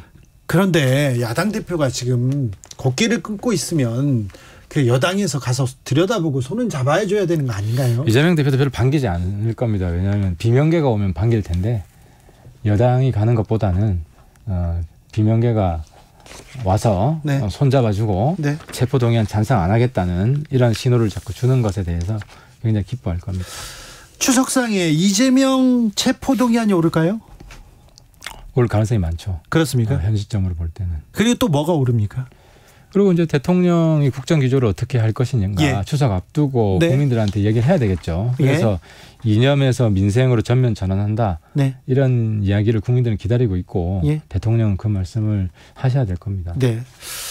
국방 관련해서도 외교 국방에도 조회가 깊어서 제가 이것도 좀 물어보겠는데요. 박정훈 대령 사건의 본질은 뭡니까? 그러니까 이걸 자꾸 외압이라고 하는데 장관은 원래 장관 승인을 받게 돼 있어요. 근데 이제 문제가 꼬인 거는 장관이 사인을 해놓고 번복을 했잖아요. 근데 이제 이런 우유부단한 장관의 행태에 대해서는 비판을 해야 되고, 그렇죠. 아마 그리고 장관 교체 이유 중에 하나가 이런 우유부단한 대응에 있을 겁니다. 있을 텐데 문제는 특검을 할 거냐 말 거냐 하는 건데 경찰은 외부잖아요. 그렇죠. 경찰의 수사를 하게 되는 거고. 그래서 경찰 수사를 보고 그때 불공정한 게 있다거나 문제가 있으면 그 시점에서 특검을 이야기하는 게 좀 맞을 것 같습니다. 장관이 뭐 번복하고 또 지시를 해놓고 안 했다 그러고 이거 장관의 거짓말은 문제가 있는 거 같습니다. 아니 이제 인간적으로는 이해가 되죠. 사람이 완벽할 수는 없으니까. 하지만 장관으로서는 특히 국방장관으로서 그런 우유부단한 문제가 된다. 알겠습니다. 강서구청장 후보에 김태우 전 강서구청장이 만약에 국민의힘 후보가 된다면 이 선거를 만든 책임이 있는 사람인데 이거 국민의힘한테 도움이 될까요? 그런 면은 있는데 이제 민주당 후보를 잘못 뽑았어요. 민주당 후보를 잘못 뽑았다고요? 그러니까 이제 민주당의 선거 전략은 대부분 검수완박이야. 검찰과 경찰. 검찰과 경찰 대립해서 검수완박, 경찰 후보, 검찰 탄압, 검수완박으로 가고 어젠가 김태우 후보 방송 나와서 인터뷰하는 들어보니까 100% 지역 개발이에요. 강서구 개발. 자기가 그래서 공약했던 거 어느 정도 달성을 했고 이걸 마무리해야 된다. 그래서 공약상으로 보면 김태우 후보가 훨씬 경쟁력이 있다. 민주당이 선거 전략을 잘못 짰다. 이건 새로운 해석인데 그렇게 보시는군요. 아니 지역민들은 그걸 보거든요. 네. 그리고 이제 보궐선거라는 게 주로 고정 투표하는 네. 쭉 투표하는 사람들이 얼마나 투표장에 많이 나오는가인데 네. 그래서 그 지역 토착분들이 네. 중요하고 그래서 보궐선거는 네. 전국 선거랑 이슈를 달리 가져가야 돼요. 그렇죠. 지역 문제에 집중해야 되고 네. 근데 이제 민주당은 전국 이슈를 가지고 가고 네. 우리 당은 지역 이슈를 가져가면 우리 당이 훨씬 유리하죠. 그렇습니까? 저는 이긴다고 생각합니다. 근데 대통령과 지도부는 계속 이념 얘기를 하고 있었으니까. 그래서 김태 후보 좀 아직 김태 후보라고 그러면 안 되죠. 네. 경선이 남아 있기 때문에 네네. 누가 후보가 되든 예비 후보. 지역 네. 공약으로 가는 게 이제 민생이기 때문에 네. 대통령께서도 도와주셔야 된다. 네. 그런데 당 주변에서는 몇 %로만 져도 선전한다 이렇게 얘기하는데 그런 게 어디 있어요? 선거는 지느냐 이기느냐 죽느냐 사느냐 문제인데. 하지만 네. 그래도 열심히 했고 네. 그리고 큰 차이가 나지 않는다면 네. 그래도 좋게 평가받을 겁니다. 우리 그렇습니다. 여론이 워낙 안 좋잖아요. 예. 지금 정부 여론이 지지율이 워낙 낮기 때문에 네. 예, 아마 격차가 크지 않으면 선전했다고 평가를 받을 겁니다. 그럴까요? 김만배 씨 인터뷰. 네. 이재명 배우설을 국민의힘에서 얘기하던데. 예. 이건 좀 너무 멀리. 현재는 정황이죠. 네, 너무 멀리 간. 아니 근데 이제 김만배하고 이제 이재명 대표 간의 특수 관계잖아요. 예를 들어서 대법원 판결까지도 김만배 씨가 대법원에 여러 번 가가지고 그렇게 지적할 수도 있습니다. 그리고 이제 김만배 씨 주도로 했고 그래서 그 동네에서 사업을 했기 때문에 그렇죠. 이제 특수 관계이기 때문에 특수 관계라. 그래서 이게 그리고 그냥 인터뷰로만 돼 있는 게 아니라 여러 가지 나무 원쿠션 매겨가지고 또 JTBC나 이런 데 언론에 나고 조우영 본인한테도 직접 전화를 걸고 그리고 이재명 후보도 당시에 시점이 굉장히 빠르잖아요. 그래서 이런 정황들로 볼 때 이게 개인 플레이가 아니라 팀 플레이다라고 하는 의혹이 강하게 의혹입니다. 있는 거죠. 강하게 있는 거죠. 배우라고 지금 얘기하는 그래서 이제 거 검찰에서 배우 수사를 하겠다고 하니까 예. 검찰 수사를 좀 지켜보는 게 좋겠죠. 그런데요, 김기현 대표 연일 쏟아내는 게 사형감이다, 국기문란이다. 네, 좀 강하죠. 1급 살인죄다, 극형 범죄. 이건 어떻게 봐야 됩니까? 이게 이제 선거 조작, 선거 공작이 본인 피해자잖아요. 본인 피해자. 본인 피해자에서 본인 김 대표 감정이 많이 이입이 돼 있는 것 같아요. 아니 그래도 그 여당 대표가 이렇게 인터뷰 내용을 과실치사다, 1급 살인죄다 이거는 본인이 억울해서 그렇습니까? 좀 겹쳐 있는 거죠. 겹쳐 있고 그럼에도 불구하고 예. 대표께서는 조금 더 철저했으면 좋겠어요. 그러게요. 이걸 가지고 국기문란 너무 말이 거치니까 국민들 듣다가 좀 무서워요. 근데 이제 사실 국기문란 사건은 맞죠. 왜냐하면 이제 김대엽 같은 경우에 대통령이 바뀔 뻔한 선거를 농단한다 그렇게 주장할 수는 있어도 국기문란이라뇨. 선거농단이 민주주의는 선거가 본질이죠. 선거농단은 국기문란이죠. 국가기강을 흔드는 사건은 맞죠. 근데 이제 그렇더라도 좀 절제된 표현을 쓸 필요가 있습니다. 왜 이 사건에 그렇게 이게 국민의힘과 주변에서 그렇게 흥분하고 있을까 이런 생각이 좀 들어요. 근데 이제 김대엽 전례가 있잖아요. 김대엽 전례가 있고 이게 이제 사실 많은 국민들이 좀 생뚱맞다. 윤석열이 몸통이냐. 생뚱맞게 들어가지고 효과는 제가 아주 크게 보지는 않는데 네네. 그런데 이제 김대엽 때는 그때 이제 이해창 후보 아들이 키는 크고 이제 좀 상식적으로 통했잖아요. 그때 먹혔잖아요. 그래서 먹힐 수도 있다 이런 가짜 뉴스가. 그래서 이건 선거농단은 맞죠. 아무튼 검찰에서 잘 수사를 하면 되는데 너무 거칠고 너무 무서운 말을 써가지고 좀 걱정이 됩니다. 여기까지 들을까요? 예. 하태경 국민의힘 의원이었습니다. 감사합니다. 예, 수고하셨습니다. 정치 피로, 사건 사고로 인한 피로, 고달픈 일상에서 오는 피로. 오늘 시사하셨습니까? 경험해보세요. 들은 날과 안 들은 날의 차이. 여러분의 피로를 날려줄 저녁 한 끼 시사. 추진우 라이브.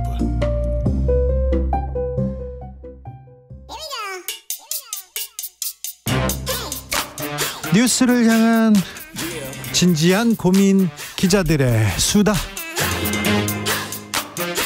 라이브 기자실을 찾은 오늘의 기자는 은지옥이요. 시사인 김은지입니다. 오늘 준비한 첫 번째 뉴스부터 가볼까요? 네, 일본이 독도 영유권 홍보를 강화하고 있습니다. 네, 아무튼 일본은 독도가 일본 땅이라고 계속 우깁니다. 네, 뿐만 아니라 관련된 예산들을 더 배정했다라고 하는 것이 눈에 띄는 보도인데요. 네. 일본 요미우리 신문 기사입니다.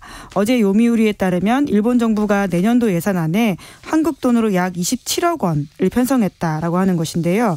독도, 센카쿠 열도, 쿠릴 열도, 남단 4개 섬인 북방 영토 등 다른 나라와 영유권을 다투고 있는 지역에 대해서 일본의 영토임을 주장하는 정보 제공 활동에 관련된 경비라는 겁니다. 예산을 어떻게 쓴다는 겁니까? 네, 요미우리 보도에 따르면 독도 등 영유권 주장 강화를 위해서 일본 정부가 정보 발신 활동을 국내와 국외로 나눴다라고 하는데요. 먼저 국외가 아무래도 좀 중요하겠죠. 그러다 보니까 저명한 외국 전문가에게 일본의 견해를 담은 이메일을 정기적으로 이메일뿐만 아니라 메일을 보내서요. 독도 등이 일본 영토다라고 하는 주장을 알리겠다라고 하는 것이고요. 일본 국내에서는 외국인을 대상으로 세미나를 개최한다라고 합니다. 뿐만 아니라 도쿄에는 현재 영토 주권 전시관이라고 하는 게 있는데요. 여기를 보수할 방침이라고 하는데 일본이 주장하는 영토 영유권을 굉장히 설명하는 국립전시 시설이거든요. 여기에서 VR 체험과 같은 것들 전시하겠다라고 밝히고 있습니다. 뿐만 아니라 일본 정부가 지난 7월에 발간했던 2023년판 방위백서에도 독도 영유권을 주장하고 있는데요. 작년과 동일한 표현인데 2005년 이후 19년째 유지되고 있기는 합니다. 그런데 더 눈에 띄는 것은요. 지난 3월에 일본 문부과학성이 검정 통과시킨 초등학교 교과서인데 사회교과서인데요. 네. 독도를 한국이 불법 점거 중이다라는 내용이 좀 더 강화됐고요. 또 지난달에는 7호 태풍 란이라는 것이 있었는데 여기에 기상지도에서 독도를 일본 땅으로 표기해서 내보냈다라고 합니다. 물컵의 절반을 우리가 채우고 절반은 이제 일본이 성리로 채울 거라고 얘기했는데 역사 왜곡으로 채우고 있습니다. 우리 정부의 대응은 어떻습니까? 네, 경향신문이 관련된 우리 예산들을 좀 보도했는데요. 2024년도 동북아 역사재단 지원사업 예산 현황이라고 하는 것이 있는데 여기에 이제 일본의 역사 왜곡 대응 연구 사업 예산이 있습니다. 올해가 20억 원이 좀 넘었었는데 내년이 5억대로 줄어듭니다. 아, 그래요? 73.6% 삭감됐다라고 하고요. 그리고 독도 주권 수호 예산이라고 하는 게 있는데 이것도 25% 삭감돼서 올해는 5억대였는데 내년에는 3억 8,800만 원대로 줄어든다라고 합니다. 그리고 이제 2022년 세입세출 및 기금 결산 자료를 위성권 의원이 분석했다라고 하는데 여기에 독도 지속 가능 이용 및 관리 사업 분야가 있습니다. 네. 이게 독도 입도 지원센터 건립 관련된 예산이 있는데요. 이게 23억 원대였는데 전액이 불용됐다라고 합니다. 독도 입도센터 지원센터 같은 경우에는 독도 영유권 행사를 목적으로 독도를 방문하는 관광객에 대한 안전관리 강화하고요. 독도 거주 학술 연구자들의 연구 등을 지원하는 사업이라고 합니다. 독도 예산 일본은 계속 증액하고 우리는 감액하고 있네요. 네. 다음 뉴스로 가보겠습니다. 네, 쿠팡이 일본에서 잇따라 소송을 미국에서 죄송합니다. 네. 미국에서 잇따라 소송을 당했습니다. 왜 그렇습니까? 계속 소송당한다는 뉴스가 나오더라고요. 네, 지금 이제 미국 뉴욕 증권거래소에 쿠팡이 상장되어 있거든요. 네. 그런데 이제 주주들이 소송을 했다라고 하는 것인데 네. 노동인권 침해, 안전소홀과 같은 이슈라고 합니다. 그것으로 네. 주가가 떨어져서 책임을 져야 된다라고 하는 것인데요. 네. 크게 소송이 두 가지입니다. 집단 소송이 있고 주주 대표 소송이라고 하는 게 있는데 네. 집단 소송은 원고가 기업의 잘못으로 피해를 입었다라면서 피해자 전체를 대표해서 보상을 요구하는 것이고요. 주주 대표 소송은 주주가 임원들에게 책임을 물어서 회사의 피해액을 배상할 것을 요구하는 거라고 합니다. 네. 네, 지난 3월달 쿠팡과 김범석 대표 등을 상대로 집단 소송을 한 것은 대표 원고가 뉴욕시 공무원연금이라고 하거든요. 네. 뉴욕시 공무원연금은 지금 뉴욕시 경찰, 소방, 교사, 교직원 등이 가입한 연금인데 미국 내 4위 규모 연기금이라고 합니다. 네. 이제 법원에 제출한 소장을 보면요. 쿠팡이 지난 2021년 3월에 미국 뉴욕 증권거래소에 제출했던 기업 공개 신고서에는 허위 또는 사실로 오인할 수 있는 내용들이 있어서 본인들이 막대한 손실을 가졌다라는 식의 내용을 가지고 있다라고 합니다. 네. 쿠팡 노동 환경 좀 문제가 있나요? 여러 문제 제기가 있네요. 네, 아마 기억을 하실 텐데 이제 2020년에 심야 근무하다가 쓰러졌던 쿠팡맨의 과로사가 있었고요. 그런 식의 내용들도 이번에 소장의 근거로 제공되어 있다라고 하거든요. 네. 당시에 이제 쿠팡맨의 이딴 과로사가 쿠팡이 신고에 적시했던 안전한 근무 환경과 다르다라고 지금 이제 소송을 제기하는 쪽에서는 문제 제기하고 있다라고 하는데요. 네. 뿐만 아니라 쿠팡에서는 이제 2020년에 코로나 환자가 대거 150명대가 발생한 적이 있는데 쿠팡에서는 방역지침 준수했다라고 했지만 이제 노동청에서는 이제 입건 의견으로 검찰에 송치를 하기도 했었습니다. 이 노동 문제가, 이 환경 문제가 미국 재판에는 어떤 영향을 끼칠지 미국에선 좀 달리 볼 수도 있는데 쿠팡에 대한 평가는 어떻습니까? 주가는 어떻고요? 네, 이제 ESG와 같은 내용들이 더욱더 외국에서는 강화되고 있기 때문에 중요하다고 하잖아요.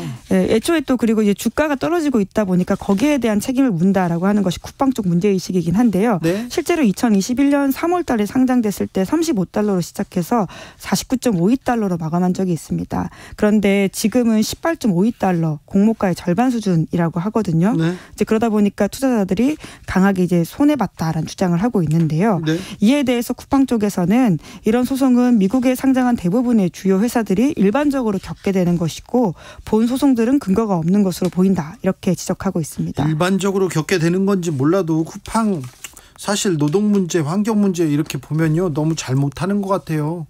네, 물론 문제가 있는 것 같아요. 예, 쿠팡 의견 좀 더 전해드리면요. 네. 실제 위반 행위가 있었다는 점을 제기하지 못하고 있어서 이에 대해서는 이미 각하 요청을 제출했고 쿠팡은 근거 없는 주장들에 대해서는 적극적으로 대응할 계획이다라고 반박했습니다. 쿠팡맨들 그리고 쿠팡에서 너무 과로사를 비롯한 너무 노동 사건이 많은 거 이거는 심각하게 유감을 표하는 바입니다. 마지막으로 만나볼 뉴스는요. 네, 인도의 줄타기 외교가 세계적인 이몽을 끌고 있습니다. 최근에 G20 정상회의 개최했어요. 네, 이제 그러면서 더욱더 주목을 받고 있는데 블룸버그 통신 평가에 따르면 미국과 중국, 러시아 사이에서 다중 동맹을 표방해온 인도가 G20을 계기로 존재감을 키우고 있다라고 합니다. 맞아요. 중국보다 좀 지금 인도가 막 보인다 이런 얘기도 있어요. 네, 실제로 인도는 이제 쿼드라고 해서 미국이 중국을 견제하기 위한 사자 안보 협의체거든요. 네. 여기 회원국이기도 하면서요. 동시에 중국이 이끄는 신흥국 협의체 브릭스 일원이기도 합니다. 그렇습니다. 또 미국 말도 잘 안 듣고요. 중국 말도 잘 안 들어요. 이제 그러다 보니까 이제 인도가 자국 외교를 이야기할 때는 그 여러 개의 공을 공중에 띄운 채 절대 떨어뜨리지 않는 섬세한 행위를 하고 있다라는 식의 주장을 하고 있는데요. 맞아요. 러시아를 또 규탄하면서 러시아에게 원유를 갖다가 싸게 쓰던가요? 규탄 대열에도 좀 제대로 서지 못하고 있는 모습들이 있다 보니까 이번 G20에서도 러시아를 규탄하는 내용들이 빠져가지고 우크라이나가 굉장히 섭섭한 목소리를 냈었습니다. 자, 미국에서 그런데 인도에 공을 좀 부쩍 들이고 있습니다. 네, 그러다 보니까 미국 언론에서는 요새 AI 시대다 이런 이야기까지 나오는데요. 네. 아메리카 인디아 시대라고 해서 AI가 그거군요. 예, 둘 사이가 가깝다라는 식의 이야기를 하고 있는데 네. 특히나 지난 6월 달에는 모디 총리를 국빈으로 바이든 대통령이 초청하기도 했었거든요. 성대하게 맞아가지고 아주 환대하는 모습 보였어요. 네, 모디 총리는 2014년 취임해서 미국을 지금까지 5번 갔었는데 국빈 방문은 이번이 처음이었다라고 합니다. 네. 이제 그 정도로 몸값이 올라갔다라고 할 수 있는데 러시아에서 또한 여러 가지로 이제 인도와의 친분을 과시하는 목소리가 나오고 있다라고 합니다. 자, 인도가 이런 외교 행보 보이는 이유가 뭘까요? 아무래도 지정학적으로 본인들이 균형치 역할을 할 수 있다라고 하는 자신감이 있어 보이는데요. 그리고 또 인구가 중국을 이렇게 제쳤잖아요. 네, 맞습니다. 그러면서 자신감이 막 보여요. 네, 아무래도 시장으로서 역할 그리고 이제 탈중국하는 여러 가지 흐름에서 본인들이 대체제로 작용할 수 있다라고 하는 판단이 있어 보이는데 네. 실제로 경제 규모도 이제 GDP 기준 세계 5위까지 치고 올라갔다라고 합니다. 네. 애플과 같은 세계적인 IT 기업들도 중국의 규제를 피해서 인도로 가고 있다라고 하는데요. 물론 이것이 얼마나 지속 가능할지에 대해서는 인도 전문가들 사이에서는 좀 의견이 나뉘고 있기는 합니다. 그래도 우리도 인도 공부해야 될 것 같아요. 인도에 투자하고 인도에 노력을 해야 될 것 같습니다. 아이고, 인도의 성장이 주목받고 있습니다. 조인범님께서 일본은 저러고 있는데 우리 정부는 세금으로 일본 홍보나 해주고 있어요. 이렇게 걱정하는 분도 있습니다. 기자들의 수다 시사인 김은지 기자와 함께했습니다. 감사합니다. 고맙습니다. 교통정보센터 다녀올까요? 김민희 씨. 여전히 도로 위로 돌발 구간이 많습니다. 경부고속도로 부산 쪽으로 칠곡분기점 부근 사고는 갓길로 옮겨져서 처리 작업을 하고 있지만 이 일대 4km 구간에서 더디 흐름 이어지고 있고요. 반대 서울 방면으로 안성 부근 4차로에서는 장애물을 처리하고 있습니다. 수도권 제일순환고속도로 판교에서 구리를 지나 일산 쪽으로 하남분기점 부근 2차로에는 고장난 차가 서 있어서 광암터널에서 강일 사이 정체가 더 심해져 있고요.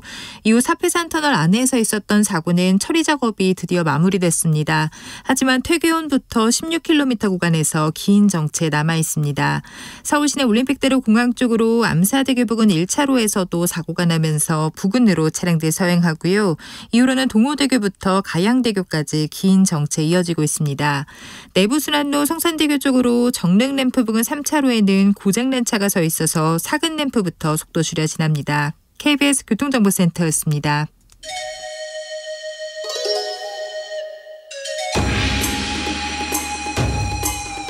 빛보다 빠르게 슉슉 바람보다 가볍게 슉슉 경제 공부 술술 경제를 알아야 인생의 고수가 된다. 경공술. 자, 오늘 주진우 라이브의 경제 선생님은 KBS 박주훈 기자입니다. 어서 오세요. 네, 안녕하세요. 잘 계시죠? 네, 잘 있습니다. 물가가 걱정돼가지고 네. 우리 경제 박사 우리 박주훈 기자 모셨어요. 8월 소비자 물가 많이 올랐어요. 네. 그리고 석유값도 오르고 계속해서 막 오른다 이런 얘기만 들어서 장보기 겁나요. 그런 분들 많습니다. 네, 그렇죠. 네. 지금 이제 이 물가가 갑자기 오른 걸 보면 네. 이게 하나하나 세방목을 볼 때 네. 가장 많이 이제 물가를 자극한 게 농산물 그리고 네. 외식 물가 그리고 석유류의 기저효과가 끝난 거 이거 세 개를 범인으로 지목할 수 있거든요. 예. 특히 외식 물가 상승률은 전년 대비 5.3%를 기록했는데 이 소비자 물가 상승률이 3.4%였으니까 예. 이거보다 좀 더 높았잖아요. 많이 올랐네요. 근데 이거 하나하나를 보면 네. 피자, 뭐 김밥, 떡볶이 이런 것들이 뭐 한 7에서 10% 정도 올랐거든요. 라면 이런 것들이. 그러니까 서민 먹거리를 중심으로 많이 올랐기 때문에 그래요. 이게 체감하는 물가 상승률은 훨씬 더 큰 거고요. 예. 이 석유류가 이게 함정인데 네. 11% 하락한 걸로 나오지만 네. 이게 문제점은 뭐냐면 사실은 지난해 이제 굉장히 유가가 비쌌기 때문에 그것 때문에 하락한 걸로 나올 뿐이지 사실은 7월 달에는 이 석유류 하락률이 25.9%였습니다. 그래요? 그게 11% 하락으로 바뀌었다. 이 말은 다시 말하면 네. 유가가 전달보다 크게 오르면서 아이고 이건 물가가 다시 튀어오르는 거 아니야? 이런 걱정을 만드는데 석유류가 한 몫을 했다. 이렇게 볼 수 있는 거죠. 네. 앞으로 농수산물 가격은 더 오를 가능성이 있는 거 아닙니까? 추석 앞두고 있어서. 네, 그렇죠. 이게 지금 추석을 바로 앞두고 있다 보니까 이미 8월달 물가 지수를 봤을 때도 과실 물가 같은 걸 볼 때 한 해 전보다 13.1%나 올랐거든요. 사과 하나에 막 3,000원이에요. 여기는 5,000원인데요. 그런 얘기예요. 사과가요. 그러니까요. 사과 값이 얼마나 많이 올랐냐? 사과. 30.5% 올랐습니다. 30%네요? 네. 그리고 복숭아가 23.8%. 아이고 제가 좋아하는 과일들 다 올랐어요. 그래서 그러니까요. 사 먹기가 참 이게 지갑을 열기가 부담스러울 정도고요. 저는 그래가지고 네. 가수원에 전화했어요. 네. 가수원이 얼마냐고.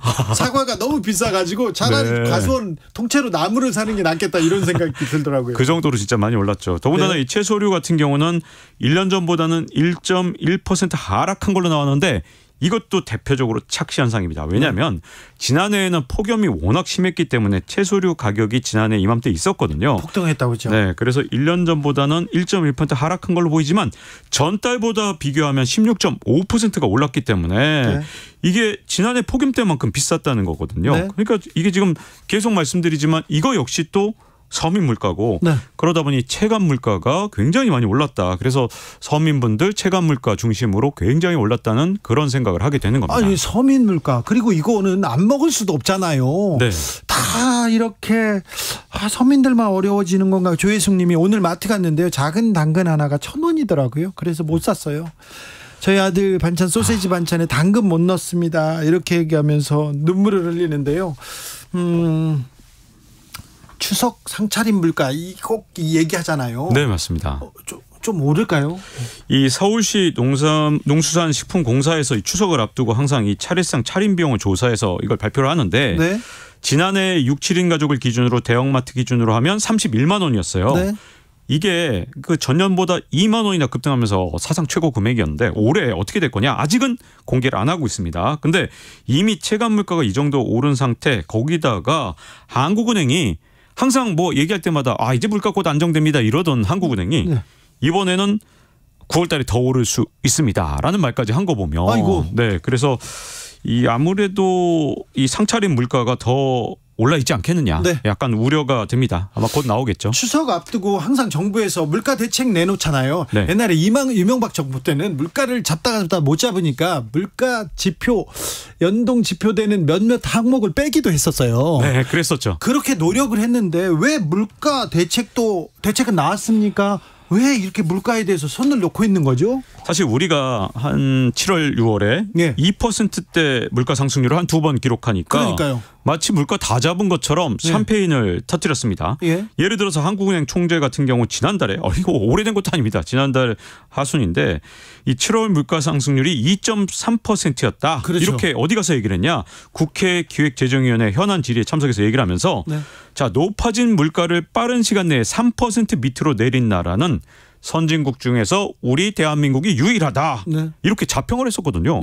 근데 그 말 하자마자 이 8월 물가 상승률 발표가 나왔는데 3.4%로 튀어오른 겁니다. 그럼 뭐라고 합니까? 그래서 발언이 무색하게 됐는데 그 뒤에 발언이 아직 없어서 좀 봐야겠는데 자, 우리는 지금 현재 금리를 더 올리지 않아도 물가를 잡을 수 있을 것이다. 이 자신감이 정부나 한국은행이나 심지어 뭐 다 이렇게 자신감을 표명했었거든요. 추경호 부총리가 소비자 물가 상승 이거 일시적 현상이라고 얘기하던데요. 자신감 있나 본데요. 네, 그런 것 같습니다. 근데 저도 그 말이 맞았으면 좋겠습니다. 왜냐하면 이번에 이렇게 3.4로 튈 줄 아무도 몰랐거든요. 더군다나 9월 물가 지수에 대해서도 지금 좋게 말을 못합니다. 한국은행이. 그 얘기는 9월에도 한 번 더 튈 수도 있다는 건데 지금 우리나라 상황이 왜 이 말이 맞아야만 하느냐.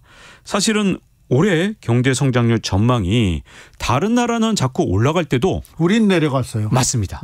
맨날 뭐 OECD가 발표하든 IMF가 발표하든 계속 하락했어요. 다른 나라 다 올리는데 한국은행이나 아니면 이런 데서 발표할 때 경제 성장률 전망 우리나라가 발표하는 것조차도 내려가다 보니까 이게 어떤 상황이 되냐 하면 이제 외국계 투자은행 평균을 내봤습니다. 한국의 올해 성장률 전망치가 드디어 1.1%로 낮아졌습니다. 1.1이요? 네, 엄청나게 낮아진 거죠. 이게 가능한 수치입니까? 이게 말이 됩니까? 네, 발표할 때마다 자꾸만 낮추다 보니까 이런 일이 생겼고요. 또 이제 해외 투자은행 이제 다 평균을 다 내봤더니 내년도 성장률 전망치도 1.9%로 낮아진 상태입니다. 이것도 점점 내려왔거든요. 자, 그러면 우리나라가 올해도 1%대일 가능성이 있고 1.1이니까 굉장히 높죠. 내년에도 1.9 만약에 그 평균이 맞다면 1%대 연속으로 2년 연속을 한 건 없죠. 대한민국 통계를 낸 이후로 한 번도 없습니다. 없어요. 1954년부터 이 통계를 냈는데 대한민국 역사상 한 번도 없던 일이 일어날 수 있는 거죠. 1.1이 이게 경제 성장률이냐고요. 네. 이게 말도 안 되죠. 자, 그러다 보니 이제 어떤 문제가 생기느냐. 이제 우리가 만약에 물가가 튀어오르게 되면 금리를 이제 와서 올리긴 진짜 힘들거든요. 그러니까 물가를 잡기가 되게 어려운 상황이 됩니다. 그래서 물가 잡자고 금리를 높이자니 그것도 어렵고 물가가 튀니 경기 살리자고 금리를 낮추기도 어려운 진짜 진퇴양난의 상황이기 때문에 이제는 정부 말이 맞아야 됩니다. 그래서 정부가 정말 지금 현재 되게 바빠요. 왜냐하면 정부가 이제 물가 안정 대책 일환으로 여러 가지 대책들을 내놨더라고요. 내놨어요? 네네. 근데 이런 정책들이 먹혀서 어쨌든 물가가 잡히기를 어쨌든 기대 뭐 꼭 그렇게 되기를 바라고 있는 상황입니다. 왜 어떤 대책을 내놨나 좀 눈에 들어오는 건 없는데요. 외국산 과일 무관세 수입 추진한다. 닭고기도 이렇게 할당 관세 해가지고 물량 도입한다. 이렇게 얘기를 했는데 우리 국내 농사 짓는 분들 속 터지는 소리만 하고 있는 것 같아서.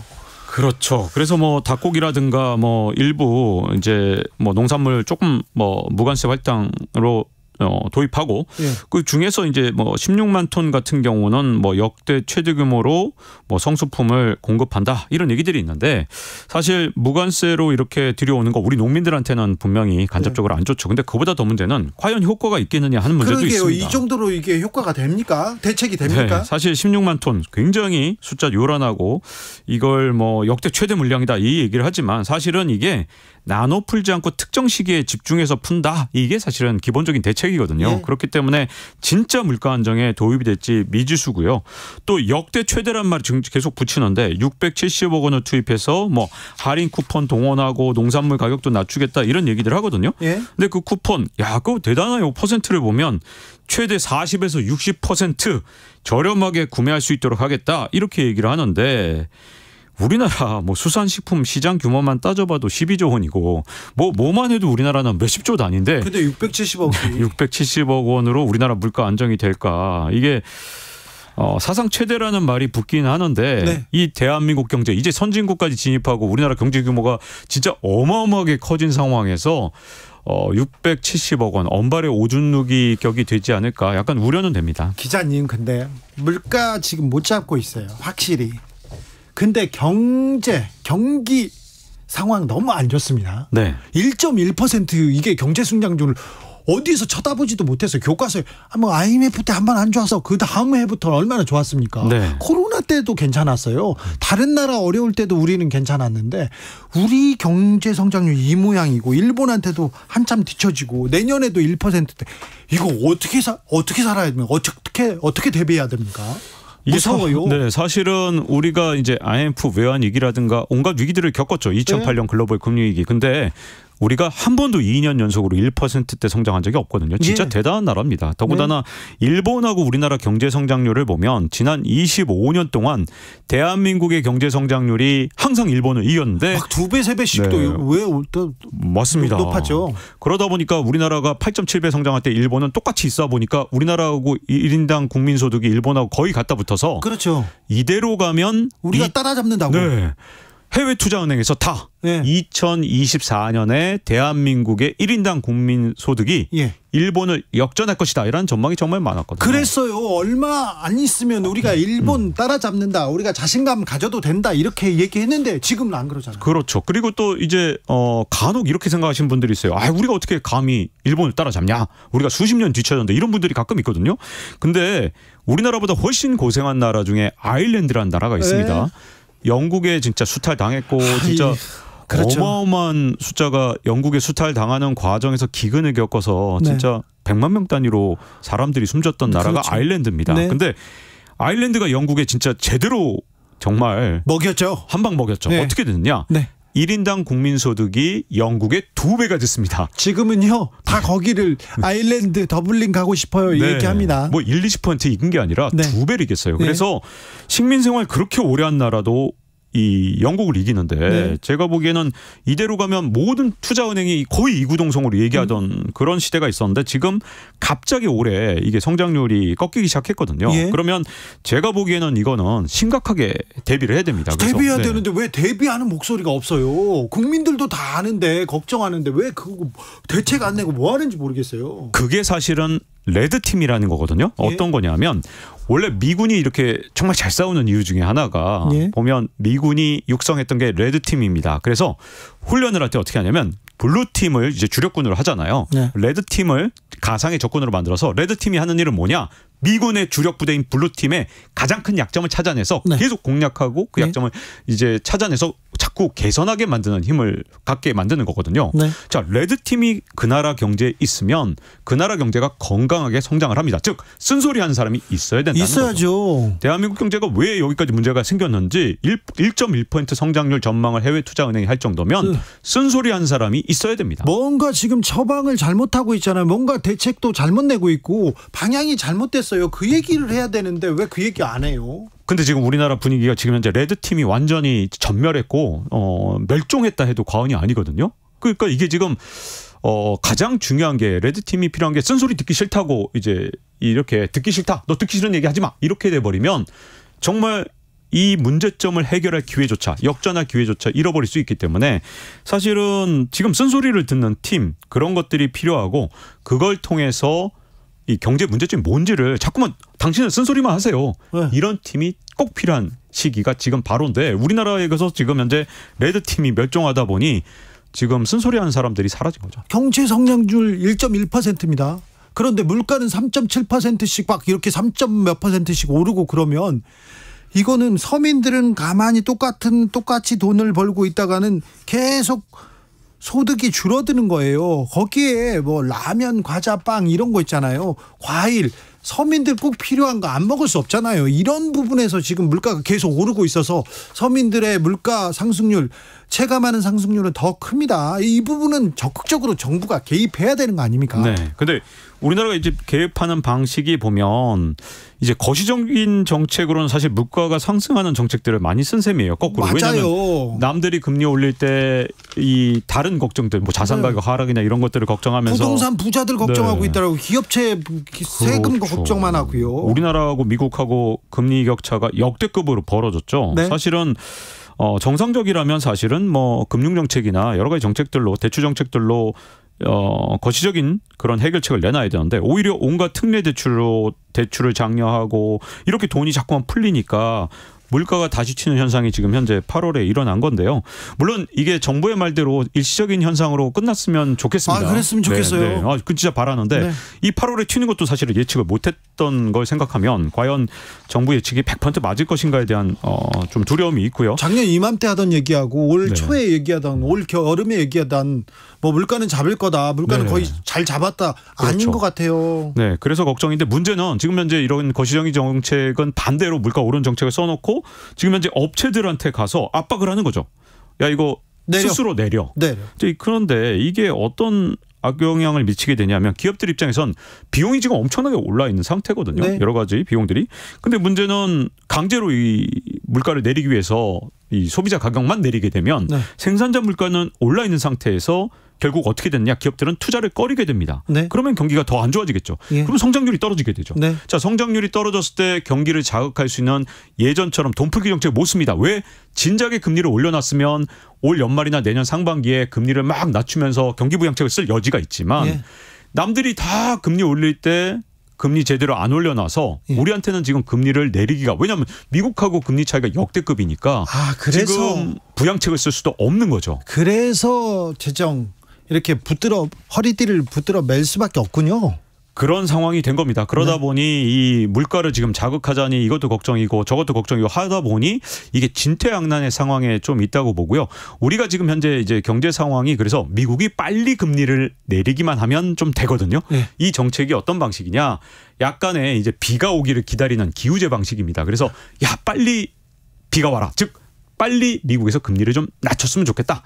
이렇게 되면 다행히 요행이 우리가 이 상황을 넘어갈 수 있는데 만약에 미국이 고금리를 유지하는 기간이 길어지면 정책 수단이 없는 상태에서 불경기가 와도 대책을 세울 수가 없고 물가가 튀어도 대책이 없는 상황이 내년에 벌어질 수 있기 때문에 이제는 이제 두 가지가 맞길 바라야죠. 정부의 물가 예측이 맞기를 바라야 되고 또 비가 오길 즉 미국에서 금리를 제발 좀 빨리 내릴 수 있는 그런 환경, 경제 환경, 글로벌 환경이 되기를 바라는 수밖에 없는 상황입니다. 우리가 주도적으로 정책으로 이 물가 그리고 경제 성장률 이걸 주도해야 되는데 걱정합니다. 그런데요. 자, 유가가 계속 변수일 텐데 유가가 계속 상승합니까? 유가가 지금 이제 어떤 상황이냐면 그동안은 사우디에서 유가가 $80는 최소한 넘어야 국가 재정을 꾸려갈 수 있고 $100는 돼야 이 빈살만 왕세자가 원하는 비전 2030 네옴시티 투자 이게 되거든요. 근데 그동안 사우디에서 그렇게 유가를 올리려고 했는데 누가 협조를 안 해줬냐? 러시아가 협조를 안 해줬습니다. 계속 팔았죠. 네, 왜냐하면 원유 이 가격 상한제가 $60에서 갇혀 있으니까 에라 우린 $60에 계속 팔래 그러다가 최근에 사실은 프리고진 사태가 오히려 이 유가에는 악영향을 줬는데 러시아 입장에서는 어쨌든 성과를 자꾸만 내야 되는 상황이 됐잖아요. 그래서 갑자기 러시아가 사우디의 어떤 동조를 해주기 시작하면서 유가가 다시 튀기 시작했거든요. 그래서 지금 현재 사우디하고 러시아가 공조를 하면서 바이든 대통령의 최대 약점인 물가를 자극하고 있는데 만약에 물가를 한 번만 더 자극해서 내년 상반기까지 물가가 다시 튄다면 대통령이 바뀔 수가 있습니다. 바이든 대통령이 아니라 트럼프가 대통령이 될 수 있죠. 그렇게 된다면 사우디도 좋고 러시아 입장에서는 우크라이나의 지원을 훨씬 덜하게 될 테니까 훨씬 좋기 때문에 지금 미국 대선에 개입해서라도 지금 국제정세를 바꾸려는 사우디와 러시아의 공조가 시작되면서 그럼 뭐 유가를 오를 수도 있다. 자극할 수도 있다고. 자극할 수도 있는 거죠. 근데 이제 변수는 중국 경제가 과연 더욱더 불황으로 가게 되면 그래도 유가가 좀 안정되겠지만 우리 경제는 더 안 좋겠죠. 그리고 중국 경제가 조금만 괜찮아지면 유가를 튀어오르게 만들기 때문에 우리 입장에서는 어느 게 더 나은 건지가 조금 애매한 연말을 보내게 될 것 같습니다. 아이고 기자님, 그런데 얘기를 들어보니까 올 하반기 경제는 그리 좋아 보이진 않네요. 성장률 측면에서는 실물 경제 측면에서는 우리나라 경제가 어쨌든 2년 연속으로 잘못하면 1%대 성장이기 때문에 금융시장은 몰라도 실물 경제는 조금 안 좋은 1, 2년 한 정도를 보내게 될 것 같습니다. 자, 이럴 때는 어떻게 해야 됩니까? 제가 보기에는 사실은 지금 이제 계속해서 비가 오길 기다리는 그런 방식보다는 이제는 정말 좀 제대로 된 한 1, 2년 이상의 네. 장기적 이게 보는 게 아니라 한 10년, 20년 보는 좀 장기적 안목의 대책들이 필요한 시점인 것 같습니다. 그래요? 네. 서민들은 어떻게 가정을 꾸려야 돼요? 계속해서 올해 내년에는 안 좋아 이렇게 하면서 대비해야 됩니까? 허리띠 졸라매면서? 지금은 이제 제가 보기에는 이제 여러 가지 이제 변수들이 올 연말하고 내년 한 상반기까지 정도라고 보고요. 네. 그때까지 큰일 없기를 좀 이렇게 잘 기대해야겠죠. KBS 네. 박종훈 기자였습니다. 네. 감사합니다. 네, 감사합니다. 저는 내일 다시 옵니다. 주진우였습니다. 사업장 폐기물 처리 올바른 방법으로 하고 계신가요?